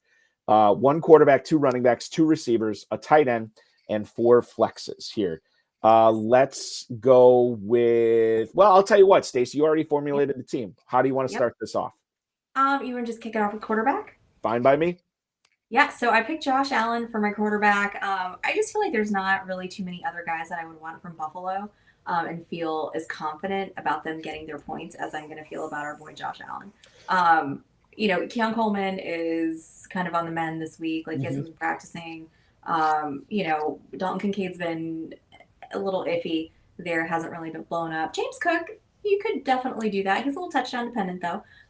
So out of all those guys, if I'm looking at those matchups, there are some other players on other squads that I was really would rather have. So out of the quarterbacks, because you can only start 1 from each team. Yeah. Josh Allen feels really good to me. I like that spot. I like that pick. And if you are playing, this is a Sunday lineup. Think about that because Jackson and Burrow, 2 of the top quarterbacks, are not available in the pool. Well, who else besides Allen? Well, you have Jalen Hurts, but they're like a 7.5 point favorite against Dallas. How involved is Jalen Hurts going to be in that game for 60 minutes? Whereas you have Josh Allen going up against the Indianapolis Colts, a game where they're only 4-point favorites. They are on the road, and Josh Allen may have to do a lot in that game. Amari Cooper, you didn't mention too, is dealing with that wrist. Right. So he might have to do more with his legs in this game. And if you don't want to take Allen, Now you're into the Brock Purdy's of the world, the Jaden Daniels of the world, who's going up against the Steelers. And then you get into Darnold and Stafford. You get into Mayfield, Mahomes, Cousins, where all these guys have more question marks. So Josh Allen, you look at the matchup, you look at the team around him, it doesn't seem all that great, but it's weird to say it. The playoff or the quarterback pool on Sunday isn't as deep as you might think. So I like the Josh Allen call there for Buffalo. You want to do the running back style? Yes. Okay. So speaking of Philly, because Jalen Hurts would have been my guy that I went with, absolutely. But I went with Saquon. Okay. RB2 in fantasy right now, total scoring so far this season. Let me see. I want to say it's like 20 something points per game. 20. Actually, he's RB3. I'm so sorry. He's RB3. No. There we go. I hadn't sorted my numbers right, Balky. He is RB2 with 22 points per game in fantasy this year. Love Saquon. So he's also leading the league in reverse hurdles as well, too. Oh my God. How can, I mean, like I've watched it 100 times and I still don't know how he did it. Like, it's unbelievable. Did you see the, I don't know who took it, I think it was somebody on the Eagles staff, like showing the Eagles sideline, watching it. And Jordan Davis, the nose tackle, just turns around and shakes his head and like that is the look of the man who has seen this in practice before, and then seeing it out on the field. It's just like, it's just not fair what he was able to do. It's insane. Absolutely. And then my second one, because you have to, because we talked about it earlier, I'm throwing CMC in there. Mm-hmm. I'm doing it, it's his first game back. Maybe they just feel like, hey, CMC, let's celebrate you being back on the team this year, getting, your first start. And it's a CMC kind of day. So I just felt really good about that, putting him in there. It's still showing him on the IR, but I have a feeling that's going to get fixed here in a couple. It'll change, yeah. Getting back. So let me just talk about these running backs very briefly. Saquon Barkley, as much as I said it's a negative game script for Jalen Hurts, it should be a positive one for Saquon Barkley, a guy that could have a monster game against Dallas. And I don't know which defenders are going to be healthy and who's going to be out there for the Cowboys, but this is a game. Certainly, even though it's on the road, Barkley should have a big game. McCaffrey is interesting because I think in this format where everybody focuses on studs so much, he is a guy that is the chalkiest of the chalk play every single week, except this week. Because there are going to be people that will be too nervous to pick McCaffrey, not knowing what his role is going to be, not knowing, this guy hasn't played since last season. Is he really healthy? I mean, we know, we believe he is. We're being told he is, but still in our mind, I mean, it's human nature just to wonder how effective he's going to be and how healthy he's going to look out there. So if there was 1 week to grab McCaffrey, I think this is going to be his lowest owned FFPC Weekly Challenge week. I fully support McCaffrey out there. Here. So you got Allen, Barkley, and McCaffrey in the backfield. That is pretty talented. What about it's very good. It's very, very good. What are your perimeter receivers looking like here? So I went with Justin Jefferson. Right. They're playing Jacksonville. Like I said, I'm going to take anybody who's playing Jacksonville. He's averaging 19.7 fantasy points per game. They are giving up an absurd amount of fantasy points to not only wide receivers, pretty much everybody. So I'm going to take anybody who's playing Jacksonville, especially when their name is Justin Jefferson. Yeah. I think the thing with Jefferson, I think maybe it wasn't Permar. Somebody else brought it up in the chat room before, talking about maybe it rains or it could rain in Jacksonville. Well, yeah, that would stink. But at the same time, sometimes I think that favors the offense. Justin Jefferson doesn't strike me as a guy who is going to do his best Green Bay Packers impression of all their receivers last week who dropped passes in the rain. He's going to snare him. I think he's going to be very, very good this week. So, yeah, Jefferson for sure. I can't remember what game it was, but they ask Justin Jefferson about a play that somebody made that they didn't quite come down with. I don't know, maybe it's Garrett Wilson, something like that, way early on in the season. And Justin Jefferson was like, look, no disrespect to that guy, but I'm Justin Jefferson. So, I mean, it doesn't matter it could be a snowstorm. I really don't care what it is. Justin Jefferson, I think, is going to have himself a fantasy day every single week. So speaking of Garrett Wilson, he's going to be my next pick. Threw him in here. He's only had one game under double-digit fantasy points this year, which I was a little surprised with considering the Jets and what a garbage or dumpster fire they are. But he's producing. He might be the only one on that team that's producing, but he is absolutely producing. So I felt comfortable there. I kind of wanted to go with guys that I felt were consistently producing every single week. And so I get it, right? Justin Jefferson, Garrett Wilson, they're popular, but those guys are still putting it, up the points that you need to kind of come away with, the win here. Because you want to get as many points as you can. Like most of these, I've done a few of them so far. And like, if you're not scoring 200 points, you're not going to win. So you've got to make sure that the guys that you're getting are going to be ones that can and have produced those kind of numbers, throughout the year so far. What about Garrett Wilson versus Devontae Adams? Was last Thursday night's game, was that enough for you to say, okay, Wilson's still the number one receiver on this team? That's who Rodgers is looking for, even more than Adams at this point. Yeah, I think they can both eat there. It was really nice to finally see Devontae kind of have a great game, and be fantasy relevant. And it just a little nostalgia just kind of hit me too with going back to watching Rodgers and Devontae, back in the day. So that was really nice. But I think it kind of showed that, look, guys, we cannot be afraid that Adams coming into New York is gonna hurt Garrett Wilson. I think they can both survive and both be relevant. I was just thinking about this too. Who would have thunk it after that unbelievable catch by Garrett Wilson on Thursday that would be the second most talked about highlight in the NFL for week 9 after what Barkley did. Just crazy to think about. Yeah. Jefferson and Wilson at receiver. Can I get your tight end here, Stacy? Yeah. Oh, you know who it's going to be. Give me my boy K-Dot. K-Dot. Here we go. Fire him up. I love it. That's great. And if it hadn't been for the Thursday night game going, I probably would have put Gesicki in here if this game was being played on a Sunday. But K-Dot's my guy, de facto number 1 Bucs offense. While Evans is hurt, Baker is throwing over 33 times per game, even when they're facing tough matchups, right? They faced off against Kansas City. It's a tough, defense there. He's still throwing the ball a ton. And, I think I was a little worried about that once, Godwin and Evans went down. Is he going to be relying more on the running game there? Is his throwing, going to decrease? And it hasn't. So I feel comfortable, throwing in K-Dot even against a tough defense like San Francisco. It's interesting too, when you think about Otten, I think that, and you said if it wouldn't have been Kate Otten, it would have been Mike Gesicki. And those are not,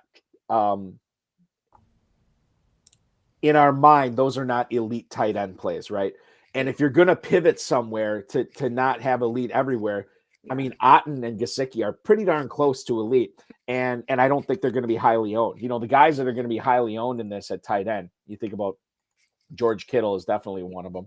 Travis Kelce, I'm sure. Trey McBride, I think in some respects, but Otten is right up there, and maybe even better than all those guys this week as well.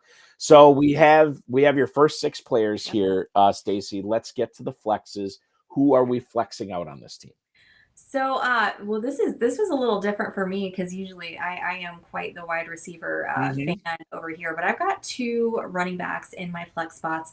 I've got Joe Mixon. He is averaging 18.7 points per game. He's only had 2 weeks where he's been under 20 points per game. That average even is a little deceptive because he had 1 game where he only had 8 points, and that was at the beginning of the season. So that really is kind of what brought it down. The rest of his, production has been very high this year. So they're going to be playing Detroit. That should be a really fun game. I think is that the Sunday night game? Sunday night and the total 48.5. That's got shootout potential. I always say the stars shine under the lights of primetime football. So fire up your Texans and Lions. Absolutely. I'm glad to see we got a piece of that game here on this team. Maybe more if we get a Lion going. We got one more. We got more okay. coming. All right. Okay. With the Lions. I'll give you on the other side of the ball. I got Detroit. I got Amon-Ra St. Brown. Okay. He actually. I don't even, maybe I should say this because we all know how personally he takes things. But he might be the weakest link on this lineup, I think, once you look at it all together. He's just a dog, he has absolutely just gone out there and just absolutely produced, even though his targets have decreased a little bit. They've been relying more on their running game. You can kind of see that with the, decrease in production for Sam Laporta too. But Amon-Ra St. Brown is a guy that you can just trust to go out there. And I wanted a piece of that Detroit game, and I just wasn't quite sure about throwing in another running back, especially between Montgomery and Gibbs. But so that's why I went ahead with St. Brown and threw him in there. And just hey to my girls, Ann and Wendy, over here hanging out tonight. Love those girls. They are part of our, we call it Unwind community. Bulky with like all the women in fantasy football. We all get together like once a month on Zoom and just kind of hang out and chat and, just kind of like build those relationships. And they are two of my favorite people. I'm glad they're hanging out and they made the right choice to watch you tonight on this show, which is fantastic. So not only are they great friends, but they have excellent taste in fantasy football shows tonight too. So that's yes. Thank you, Ann. Thank you, Wendy. We appreciate you for sure. Yeah. I want to just touch on the Amon-Ra St. Brown thing. He does. I love players that take things so personally. Because I think it really shows on the field, and it definitely shows on the field with St. Brown too. I have been somewhat disappointed in him this year, but not to the level where I'm going to say he's a bust or anything like that. I just feel like Detroit has been in a lot of good games this year where they haven't had to deploy Sam Laporta. They haven't had to deploy Amon-Ra St. Brown. It's been on Gibbs, Montgomery, and then that defense a lot. So I'm with you. If we're going to pick a line here, Gibbs and Montgomery, I don't know. I don't feel one over the other in this game. And then Laporta too is a guy that, quite frankly, I'm probably benching in a couple of leagues in favor of Otten, Gesicki, TJ Hawkinson this week. So yeah, I love the St. Brown call here. Yeah, listen, it hurts my heart to have to bench Sam Laporta. But it's not him. It's not that he's not right. They haven't had that. You're right. They have not had to use him. I blame how good the Lions are. That's what I blame. Yeah. And I wish I could remember. I heard it earlier on another show this week. I don't remember the exact number, but they were talking about like how fewer throws Jared Goff is having to make this year as opposed to last year when he was just like one of the top leaders in passing. And they haven't had to use him that way. They haven't needed that from him. So that's the reason why your, offense there is kind of decreasing. Not with any, it's not an indictment on any of their players or any of their talent or anything like that. He's been unbelievable this year. And it's like, I don't know how many games this year you could count his total incompletions for that game on one hand. It's high percentage. I saw the stat that I think St. Brown and him, I don't know if it's the record, but they've connected on 30 consecutive pass attempts, which is unbelievable. And you think about all the timing that goes on and how tough the defenses are in the NFL. It's very, very difficult to do something like that. And yet they're pulling it off. You're pulling off a fantastic roster here tonight, Stacy. Who's next on the flex list?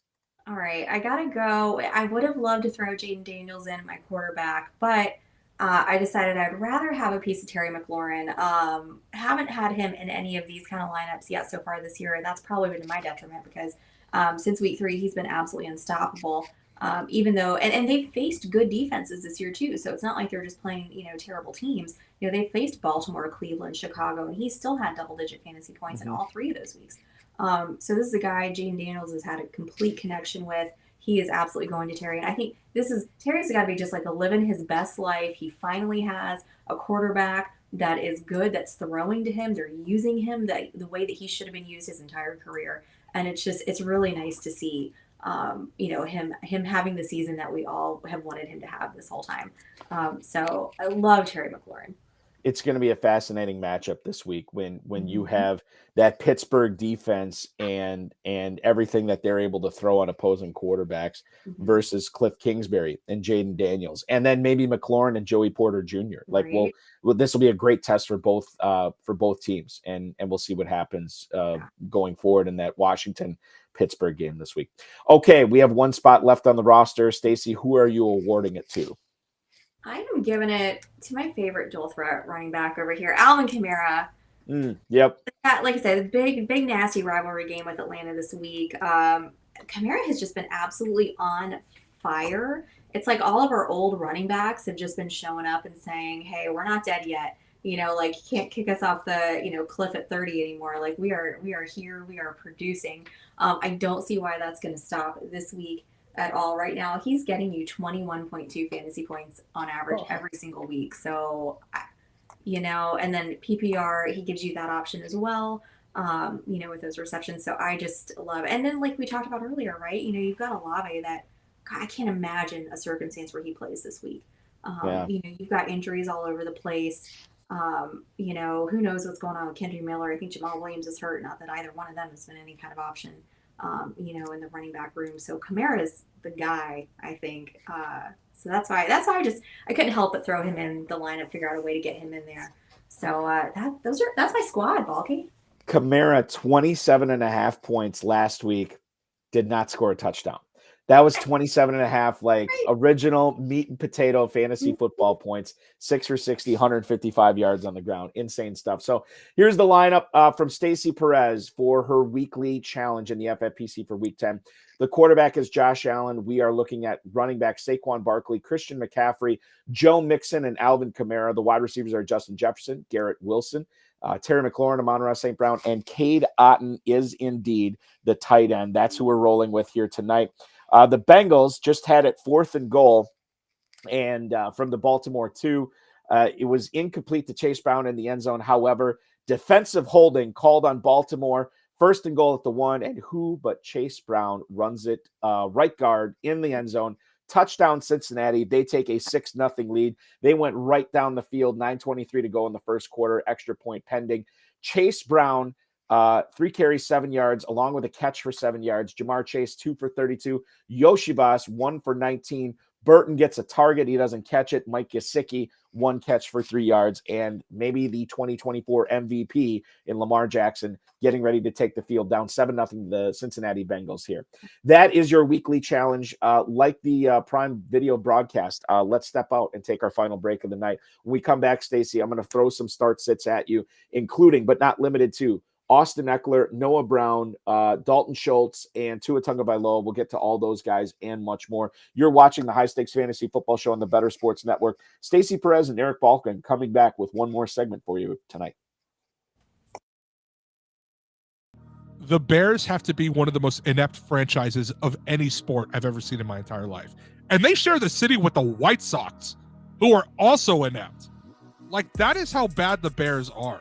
I just don't understand how you can go your entire existence and the quarterback that wins you a Super Bowl is Jim McMahon. You couldn't find anybody else. They don't have a good history with quarterbacks, and they let him be the quarterback for a long time, too. Deshaun Watson and Patrick Mahomes right there. Mm-hmm. And you drafted Mitch Trubisky. They were right there. There's a lot of pain in being a Falcons fan. The Bears are one of the teams I could argue they might have it worse, and they have a Super Bowl. And when the best quarterback in the past 50 years is Jay Cutler, you have a problem. That's so funny that you just said that. We were talking about Jay Cutler the other day, me and my friend, and I was like, yeah, he was on, because we were watching the Colorado Rockies game against the Giants, and it looked like he was behind the thing. I was, he played for Denver most of his career. We looked it up. Chicago let him be their starting quarterback way too long. Here's the thing too, is that Jay Cutler wasn't bad. He was erratic. He wasn't terrible, though. The poor man's Brett Favre. I'm taking him over Justin Fields. I'm sorry. I would. But Jay Cutler led that team to an NFC title game. Yeah. That they lost to Green Bay. But he's gotten farther than anybody else. You want to know who the other starting quarterback was for the Bears in the other Super Bowl appearance they made? It was Rex Grossman. What are we doing out here? It was Rex Grossman and Kyle Orton was the backup. How are you that bad? Bro, oh my God. Listen to the top 5. According to Football Reference, the top 5 greatest Bears quarterbacks of all time. Jay Cutler, number 1. I can't believe it. Sid Luckman, who last played in 1950, is number 2. Jim Harbaugh is number 3. Jim McMahon, the Super Bowl winner, is number 4, and he played there for 6 years. And Mitch Trubisky, is number 5 on the list as terms of passing yards go. We have 27 minutes until the top of the hour. You're watching the High Stakes Fantasy Football Show on the Better Sports Network. I'm your host, Eric Balkman. She is Stacy Perez from Fantasy and Frames. Catch her on the Fantasy and Frames Waiver Show Tuesday nights, as well as the Player Profiler Sunday Tailgate Show, 7:30 Sunday nights as well. Let's and follow her on the X, Stacy_Perez83. Let's talk about the weekly challenge just real briefly. Stacy just put together a fantastic lineup. If you want to duplicate it, hey, feel free. She won't be offended. Or submit your own. myffpc.com, myffpc.com. 10 or 12 players if you want to play with kickers and defenses. Only one player per team. Enter for as little as $35. Went up to $2,500 now. myffpc.com, myffpc.com, or simply scan the QR code that Matt has thrown up on the screen. That will take you right to the registration page, and you can check it out there and enter your teams. Too late for the Thursday contest, but the Sunday contest will go all the way till 1 p.m. In the afternoon. So, Stacy, let's do some start sits here as we take it into the end of the first quarter in the Thursday night football game. Running backs this week: Najee Harris or Tony Pollard. Tony Pollard did not practice today because of a foot injury. He was limited yesterday, so this is actually a downgrade for him. This could be a rest day. This could be load management. Brian Callahan, who is the head coach of Tennessee, said that he wanted to reduce how much he's been using Pollard. We'll have to watch it on the Friday injury report. For all intents and purposes for this conversation, let's assume he practices tomorrow. Who would you rather play between Najee Harris, who is at the Commanders, or Tony Pollard, who is at the Chargers? So if Pollard is good to go, I'm going to take Pollard. They can, I think Harris might be limited a little bit by that Washington defense. They've been a little bit tougher than you expected. Pollard has actually had a better fantasy season than Najee had. Which is a little disappointing for me because I had Najee everywhere. Right. He was super cheap. He was super cheap in drafts. I mean, you could get him for nothing. Yeah. Which I guess everybody else knew better than me. So, but if Pollard is injured, or if he's not going to play, if it looks like it's getting a little worse, I mean, it's it's like his foot. Do you remember the exact injury for Pollard? Yeah. I'd have to look it up. I'll look it up real quick. So something obviously that running backs are going to be putting a lot of stress on. So yeah, I mean, I think you just have to monitor this one. But if he's healthy, if he can go, it's Pollard for me. But if he's going to be limited in any kind of way, then I would feel more comfortable with Najee. So I'm trying to find it right now, and I see a high ankle sprain, but that was not this year. I thought it was something to do. I'm going to try to look too now because now I'm curious. It wasn't like a plantar fascia or anything like that, was it? I don't like a midfoot sprain. I don't remember anything like that. But we'll see what happens. By the way, the Ravens are 3-0 as they could not get it done. Derrick Henry getting a 6-yard gain on second down, but a deep incomplete pass to Rashad Bateman and then a Justice Hill for no gain run on third down sealed the deal. The Bengals now have it at their own 10-yard line, 7:54 to go in the first. They lead 7-0. Moving on to Austin Eckler and Bucky Irving. Let's talk about them. If you can only play one this week, is it Eckler at home against the Steelers, or is it Bucky Irving, who's also dealing with an injury himself, at home against the San Francisco 49ers? So I think what I want to know is Brian Robinson fully healthy. He didn't play last week. Is he going to play this week? If he is, then I'm not interested in taking Eckler. I'd rather take my chances with Bucky, just because he's been super explosive, very efficient runner, more efficient than Rachaad White. I think I really like the big play potential he has. I'm in Tampa, Balky, so I'm getting all the Bucs info over here. I went to training camp and I got to watch Bucky Irving earlier this year. And I just really impressed by him. Rachaad White is obviously the number one there, but he is just consistently inefficient. Bucky has been, even Sean Tucker has been more efficient than, Rachaad White. So I like Bucky Irving that would really be, that would kind of do it for me, is if Brian Robinson is healthy, if he's going to go, then I would prefer Bucky Irving. If he's not going to go, or if there's even questions about him not playing, because that kind of came up as a surprise on Sunday. I don't think any of us knew that for sure that he wasn't going to play. So then I would throw Eckler in there if that was the situation. We're looking at Brian Robinson getting 3 limited practices last week, ultimately setting out the game. Did not look good in pregame warmups. What's he doing this week? 2 limited practices so far. So I would imagine that he is trending in the wrong direction based on what we saw last week. But that's not to say he can't play this week. But I'm with you. If he does go, I don't want to mess around with Eckler. Just give me Bucky Irving because I know what his role is going to be. And Bucky Irving's dealing with something too. I should look that up. In fact, that's what I was going to do. I totally forgot. Bucky Irving right now has a toe injury. I don't know if he practiced today. He got in a limited practice yesterday. However, keep in mind, while toe was like, God, we never want to hear that with running backs. This is something he's been dealing with the last 3 weeks. So, and he's been playing through it and playing pretty well as well. By the way, just coming up 1 minute ago, I'm not sure who's reporting this. CeeDee Lamb says he expects to play against the Eagles this week, catching balls from Cooper Rush. The quote from Lamb: "I've taken a big step throughout the week in these last 2 to 3 days, if you will. I'm good. I was out there running today, getting right." Okay, there you go. So this is Cooper Rush. This is music to his ears that he's going to have Lamb up there. Or at least, again, this is the player talking about his injury, which I usually take with a grain of salt, but he says he expects to play here. Getting back to running backs, Ray Davis, who broke James Cook owners' hearts last week, that play, or Raheem Mostert, who is going to be going up against the Los Angeles Rams in Southern California this week.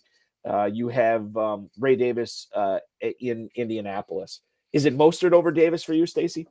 It's actually going to be, I think, Davis over Mostert, because I never like an East Coast team traveling to the West Coast and having to play. That's usually a recipe for disaster. And also, if you take a look at Mostert, you kind of think of him and Devon Achane as really kind of having like sharing the load there in Miami. But when you look at Mostert's production, he's only had 2 weeks and this is just taken out of the weeks that he's actually played and hasn't been injured, but only 2 weeks of double-digit fantasy points. So you don't love that at all.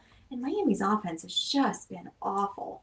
And now Tua is back, I get it, but at the end of the day, I think if there's a different option besides Mostert, I think you have to seriously look at it. And I really do like Ray Davis's potential a little bit more there. Just like that matchup a little bit better for him. He does have that kind of explosive ability just like he did last week, just go off and get you, I think it was like 17 points, something like that in fantasy. So I think I'm going to throw Ray Davis in over Mostert this week. I think he's it's weird to say this given Mostert's penchant for big plays, but I think Davis might be the more explosive player at this point. And I always say it's a young man's game too. So I fully support that. Permar was bringing this up, I think last week or maybe Tuesday night, that even with the return of Tunga Bailoa to Miami, you're still seeing more of an emphasis on tossing the balls to Jonnu Smith and to Devon Achane and Mostert and Jalen Wright rather than Jalen Waddle and Tyreek Hill. Not to say that they're not getting anything, but you would think that they should be getting the majority of the passes, and that hasn't been the case. There's been more of an emphasis on getting the ball out of the backfield or to Jonnu Smith this week, which would be another reason to like Mostert here. But you're going to play Davis over Mostert, and I can get behind that for sure. Wide receivers, let's shift to them. Quentin Johnston, the guy that everybody left for dead after 2023, that has been scoring, 4 touchdowns now this season? Yeah. And by the way, Quentin Johnston this week is getting the Titans at home. Or Jamison Williams, who is coming off his latest suspension. He is in Houston for that Sunday night game this week. Could be a shootout. Your thoughts here. Who would you rather play between Johnston and Williams? Oh, it's kind of crazy here, but I think I'm going to go with Johnston. He was left for dead after last season, and quite frankly, deservedly so. But it's really nice to see when a player can kind of make a change in their second year and kind of just come back and do better. And that's what he's done. And I think nobody was taking him in any of the drafts this year, because why would you? He was terrible.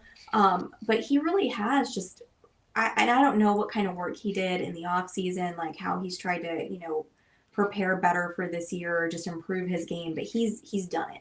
And I think you have to, really kind of see now that it's not just a flash in the pan. Those first couple games, maybe it was like, oh, well, anybody can have a big day, right? But he's done it more consistently, and I really like that. The Chargers are throwing more. They are throwing more in their last, I think, 3 games or so. Herbert's throwing about 30 times a game. He's looking more comfortable in this offense. So for me, I'm going to go with Quentin Johnston. Jamison Williams is just a little too volatile for me.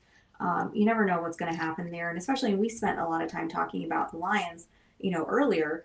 they're not relying on, the passing offense as much. Goff isn't throwing as much. So, even though Jameson Williams is back now, and, should be seeing some targets, I think if I've got to choose, I'm going to go with Quentin Johnston.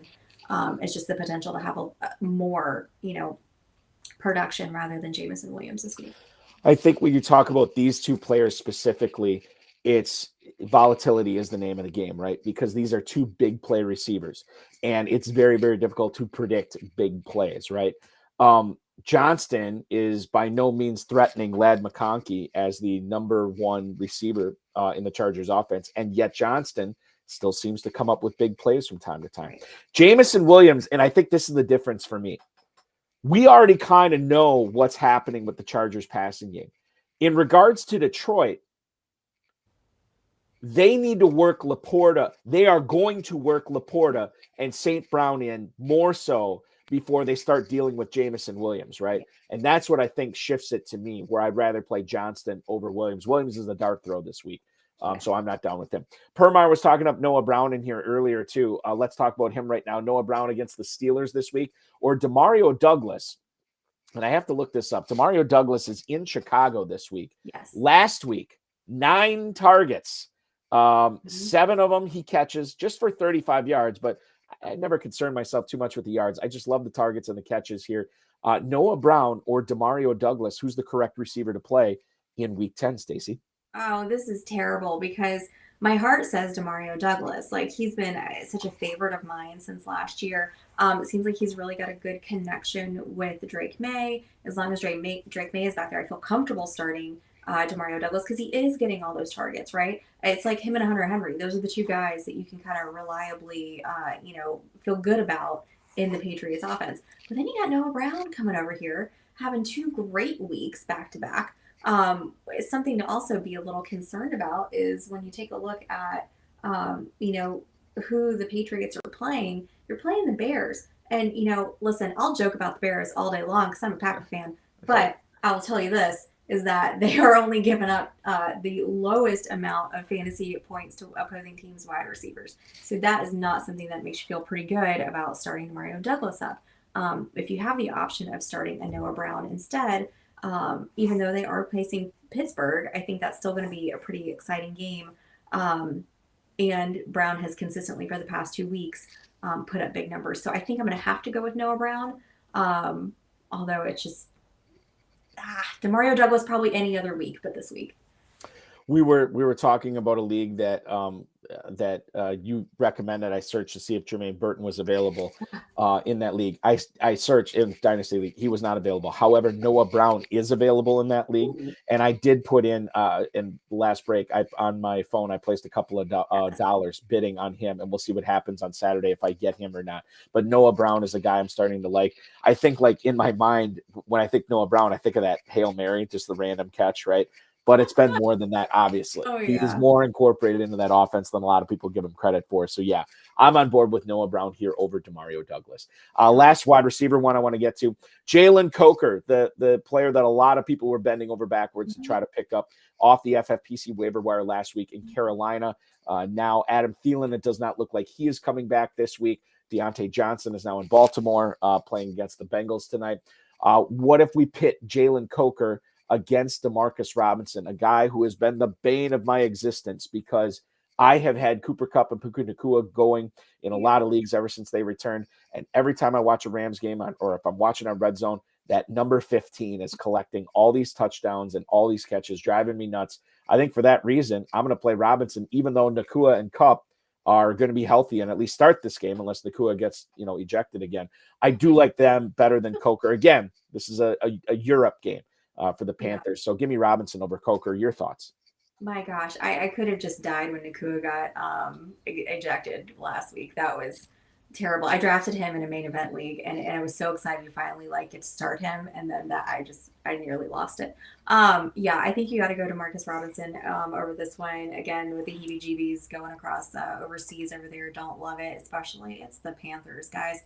Demarcus Robinson here had 9 targets last week, 27 points. Is he going to do that every week? No, but he is getting a significant number of targets, and you love to see that. The Rams have been on fire lately. Stafford is looking great.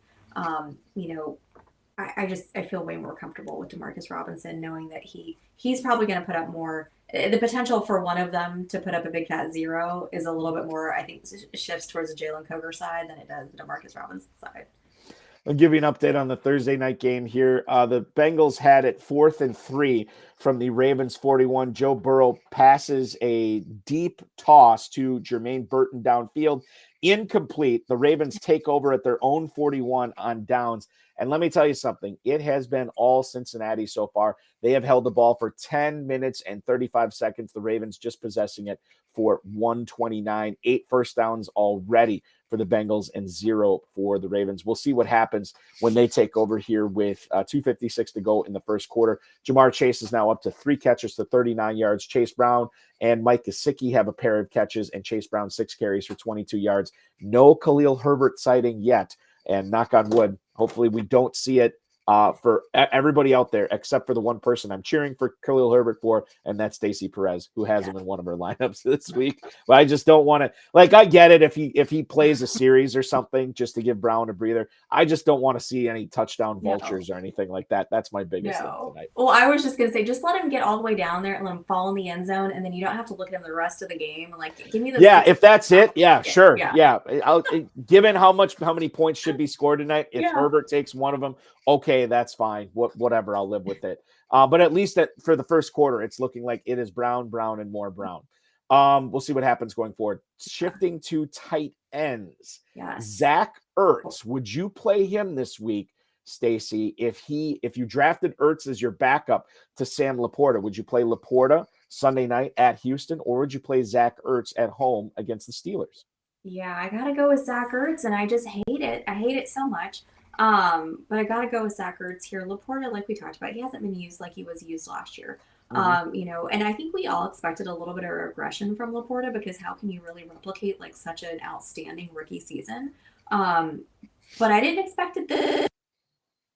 He's borderline unstartable at this point.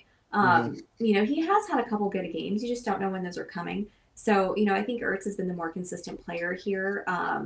You know, I mean, Jane Daniels does look to him. He has been very fantasy relevant. I mean, even though I don't think a lot of people expected him to be. I know earlier in the, you know, before the season started, you're doing your off-season drafts, and you could get him for just free, you know, at the end.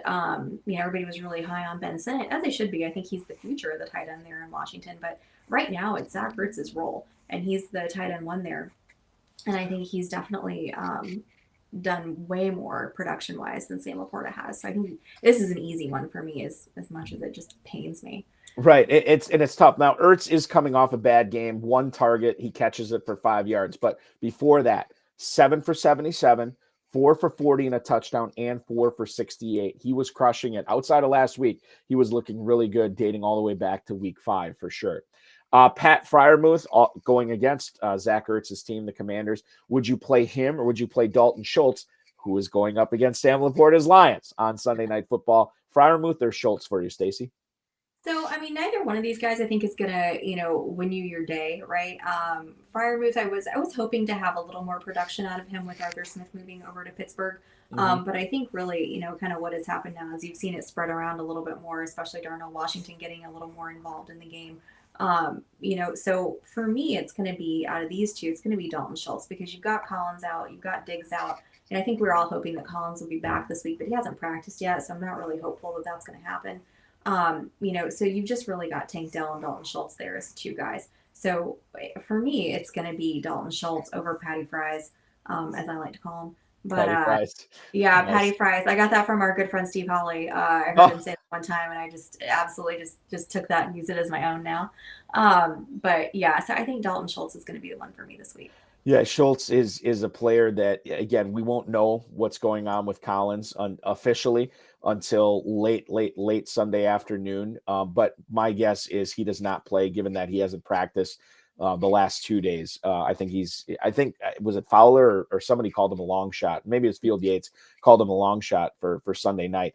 And it would be great if he put me on. I couldn't imagine anything better than him playing in the Sunday night matchup against the Lions. But it'd be fun. I mean, we're rooting for it. I just don't know if we'll see it this week. And Schultz should take advantage of that fantasy wise for sure. Tyler Conklin or Theo Johnson, the final FFPC tight end matchup we will look at here. Conklin at Arizona, Theo Johnson in Europe, in Germany, against the Panthers. Do you have a feeling here? Oh, same thing, just with the weird overseas games. But Conklin's seeing 12% of the target share in that Jets offense. I like that a little bit better. Obviously, you've got Devontae Adams coming on now. But I still think there's a role for Tyler Conklin. Rodgers does like throwing to his tight end. He seems to have connected well with Conklin. He is using him. Conklin is, I think, still scoring in like the top 15 of tight ends in fantasy production wise. So I think I'm going to feel a little bit more comfortable with Tyler Conklin there as opposed to Theo Johnson. Even though Theo Johnson got some nice usage last week. I think he got in the end zone as well. He did. But yeah, I think just for this specific week, I'm going to go Conklin over Johnson. 4 catches, 51 yards, and a touchdown for Theo Johnson in his best game in his young career as a pro. It was against the Commanders. I don't know. I look at that Giants offense. I feel like Neighbors is a stud. Wan'Dale Robinson, the PPR Ponzi scheme this year, which has been working out, and I'm fine with.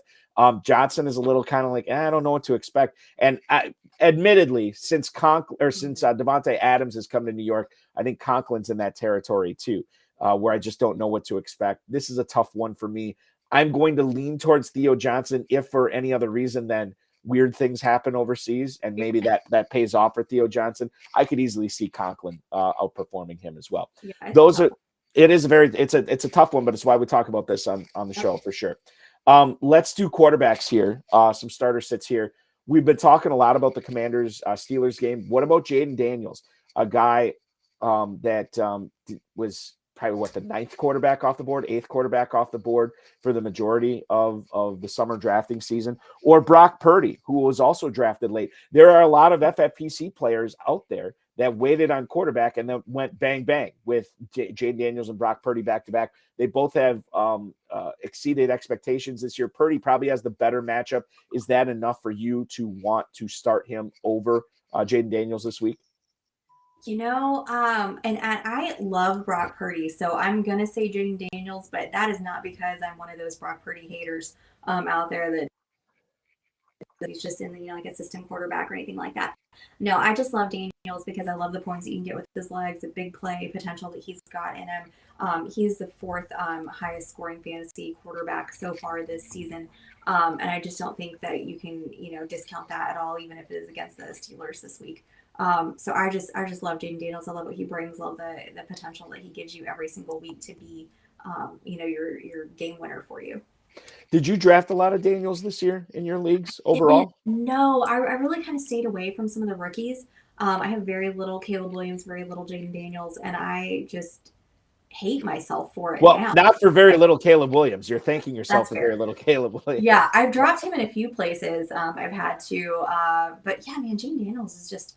Gosh, I wish I had been brave enough to go all in on him because, gosh, he's so much fun to watch. And you've got to feel so good about yourself if you're a Commanders fan for like the first time in like decades, probably. Mm-hmm. I want to stop with the quarterbacks. I want to go to Bisco, who's watching us on YouTube right now. Just got a trade offered. Bisco got one. Mark Andrews, Marvin Harrison Jr., and Kareem Hunt. That's what Bisco would be getting. Bisco would have to give up TJ Hawkinson and Jacoby Myers. Now, and he has Pacheco. Now, on the surface, I would say that I would totally do this deal because I think the best player in this is Harrison. Right. And you would be getting Harrison. You're also getting Hunt, which you'd say, oh, bulky, that's only going to be good for like another 2 or 3 weeks, and then Pacheco comes back. Okay, well, Bisco has Pacheco, so you're snaring that Kansas City backfield. And then I think it's debatable whether it's an upgrade or a downgrade from Hawkinson to Andrews. And because it's negligible, I think you pulled the trigger on this. I'd rather have Andrews, Harrison, and Hunt, and I'll give up Hawkinson and Myers for that. Yeah, and I'm assuming this is in redraft and not like a dynasty. Yes, I would assume that too. Yes. Yeah, but if it's redraft, absolutely. Yeah, that was my first thought. Was like, you better smash that trade before he rethinks it, and like run away with what you got because, I absolutely for all of those same reasons. I mean, I think that's a great way to go. And honestly, do we really know that Pacheco is going to come back? after. I mean, the reports were last week that within the next 2 to 3 weeks he should be back, and he's going to start practicing shortly. Even if that doesn't happen, you don't care anymore because you have Hunt, so it gives you the safety there. Exactly. And Bisco also has Evan Engram as well. So this is smash that trade, brother. Do it right now. Smash it. Absolutely. Matthew Stafford or Tua Tagovailoa. What if you have these two quarterbacks again? If you waited on quarterback, you might have this decision facing you this week. Stafford at home against the Dolphins, Tua Tagovailoa at the Rams. So these guys are playing each other. Which one would you rather have? So, I think if it had been earlier in the season, I probably would have gone with Tua. But that injury it kind of scared me a little bit. And I know, to what we talked about earlier about that, they're not really passing the way that they had been historically, right? You're not seeing the kind of usage out of Hill and definitely not out of Waddle. That's for sure. I mean, Waddle's unstartable at this point. But what Stafford and the Rams have been doing, they have been absolutely just tearing it up the last few games. And now you've got Cooper Kupp back, you've got Puka back. They're fully loaded. All their weapons are ready to go. So for me, I mean, I think it's an easy choice to pick Stafford here. Just too many question marks going on with that offense. They just haven't been able to get on track at all. So I think you have to go Stafford here. Total in that game is 50. The Rams are just a 1-point favorite. It's a Monday night game, which will be fun this week. So, yeah, I'm with you on Stafford. I would say I'd hate to pick Stafford because he doesn't run. Well, Tagovailoa doesn't really run either, so you're not missing out there. Maybe he shouldn't. And maybe that's a great point. Yeah. For me, it's Stafford. The force is complete right now in Los Angeles with Robinson, Nakua, Kyron Williams, and Cooper Kupp. So, yeah, I'm rolling with Stafford there as well. And then the final one we'll do tonight, Jared Goff or Aaron Rodgers, two guys that battled it out for a couple of times, a couple of years ago in the NFC North. Who would you rather play this week? Jared Goff Sunday night against the Houston Texans or Aaron Charles Rodgers at Arizona in the desert? Total on these games are very similar, 46.5 in the Jets, 48.5 in the Lions. The Lions are 3.5-point favorites. The Jets are 2-point favorites here. You have a feeling on whether Goff or Rodgers is the right guy this week? So, I know that we have talked a lot about the Lions and how Goff isn't throwing as much as he had previously. But I still think I'm going with Goff there. I think this is going to be a really great matchup against Houston. Rodgers hasn't really been himself this year. We haven't really seen the kind of production that we had hoped for. They are going out to Arizona. Don't love that. Across the country as always, gives you something, weird could happen there. It just seems, I don't know. I would love to pick Rodgers here because I think they've got some, great players now with Adams being there. And I think it is a good matchup against Arizona. I think they are going to score a lot of points there. I just can't pick Goff over him though this week. I'm going to lean towards Goff here. And the reason is that offense has been so hyper efficient. And they're just completing passes literally like it's a bodily function right now. I don't want to mess with it. And even though they're facing a 6-3 team at their place, I'm going to give the slight edge to Goff. Now, I always say this too. Certain start-sit questions I will change my mind on. So if you ask me tomorrow, I might say, no, it's Rodgers over Goff. I changed my mind. And then I could flip back to Goff on Saturday. This is razor thin. I'm going to go into the Lions and Jared Goff here for the reasons I just stated. Plus, I just think it's a better offense. And when in doubt, I'll go with the better offense. Go ahead. Oh, sorry. I was just going to say one more thing that I totally neglected to mention. Jared Goff's home road splits are a real thing. And I know that they are going to Houston, but it's still a dome. And that man loves playing in a dome. Yes. So something to think about. And it may not be the first thing that comes to mind, but I do think that it plays a huge factor in how he plays. I mean, I know the Lions beat the Packers last week, but it was outside and, he didn't really throw for that many touchdowns. So right. That's true. That's very true. Somebody that is always comes to the front of my mind when I think fantasy football, the incomparable Stacy Perez, who you can see Tuesday nights on the Fantasy and Frames YouTube channel for the Waiver Wire Show. You can also check her out on the Player Profiler Sunday Tailgate, Sunday evenings, 7:30, heading in to the Sunday night game. At Stacy_Perez83 on the X. Stacy, once again, a 2-hour treat for me. I think the viewers loved it. I know the viewers loved it as well. Thank you so much for your insight. And please, if you face me again in Kentucky the rest of the season, and given how many leagues we play in together, I'm sure it's going to happen. How about letting me have one this time, given the way that you and Kate Otten just took it to me on Monday night this past week? Yeah, I know. I would expect nothing less. Yes. Thank you so much, Stacy. Be good. We will talk again very soon. Yes. Thanks, Balky. That is Stacy Perez. I want to thank her and Matt Deutsch, our producer. We will be back next Thursday at 7 p.m. RotoViz's own Hassan Rahim will join me for the full 2 hours as we head in to the Thursday night football game. Nelson Aguilar catching a touchdown from Lamar Jackson. It is now tied as they begin the second quarter in Baltimore, 7-7. We'll let you enjoy the rest of that. And while you're doing that tonight, myffpc.com, play the FFPC Weekly Challenge. Formulate some Sunday lineups while you're watching the game tonight. For Matt Deutsch and for Stacy Perez, I have been Eric Balkman. This is the High Stakes Fantasy Football Show on the Better Sports Network. Have a great weekend, everybody. Thanks for watching.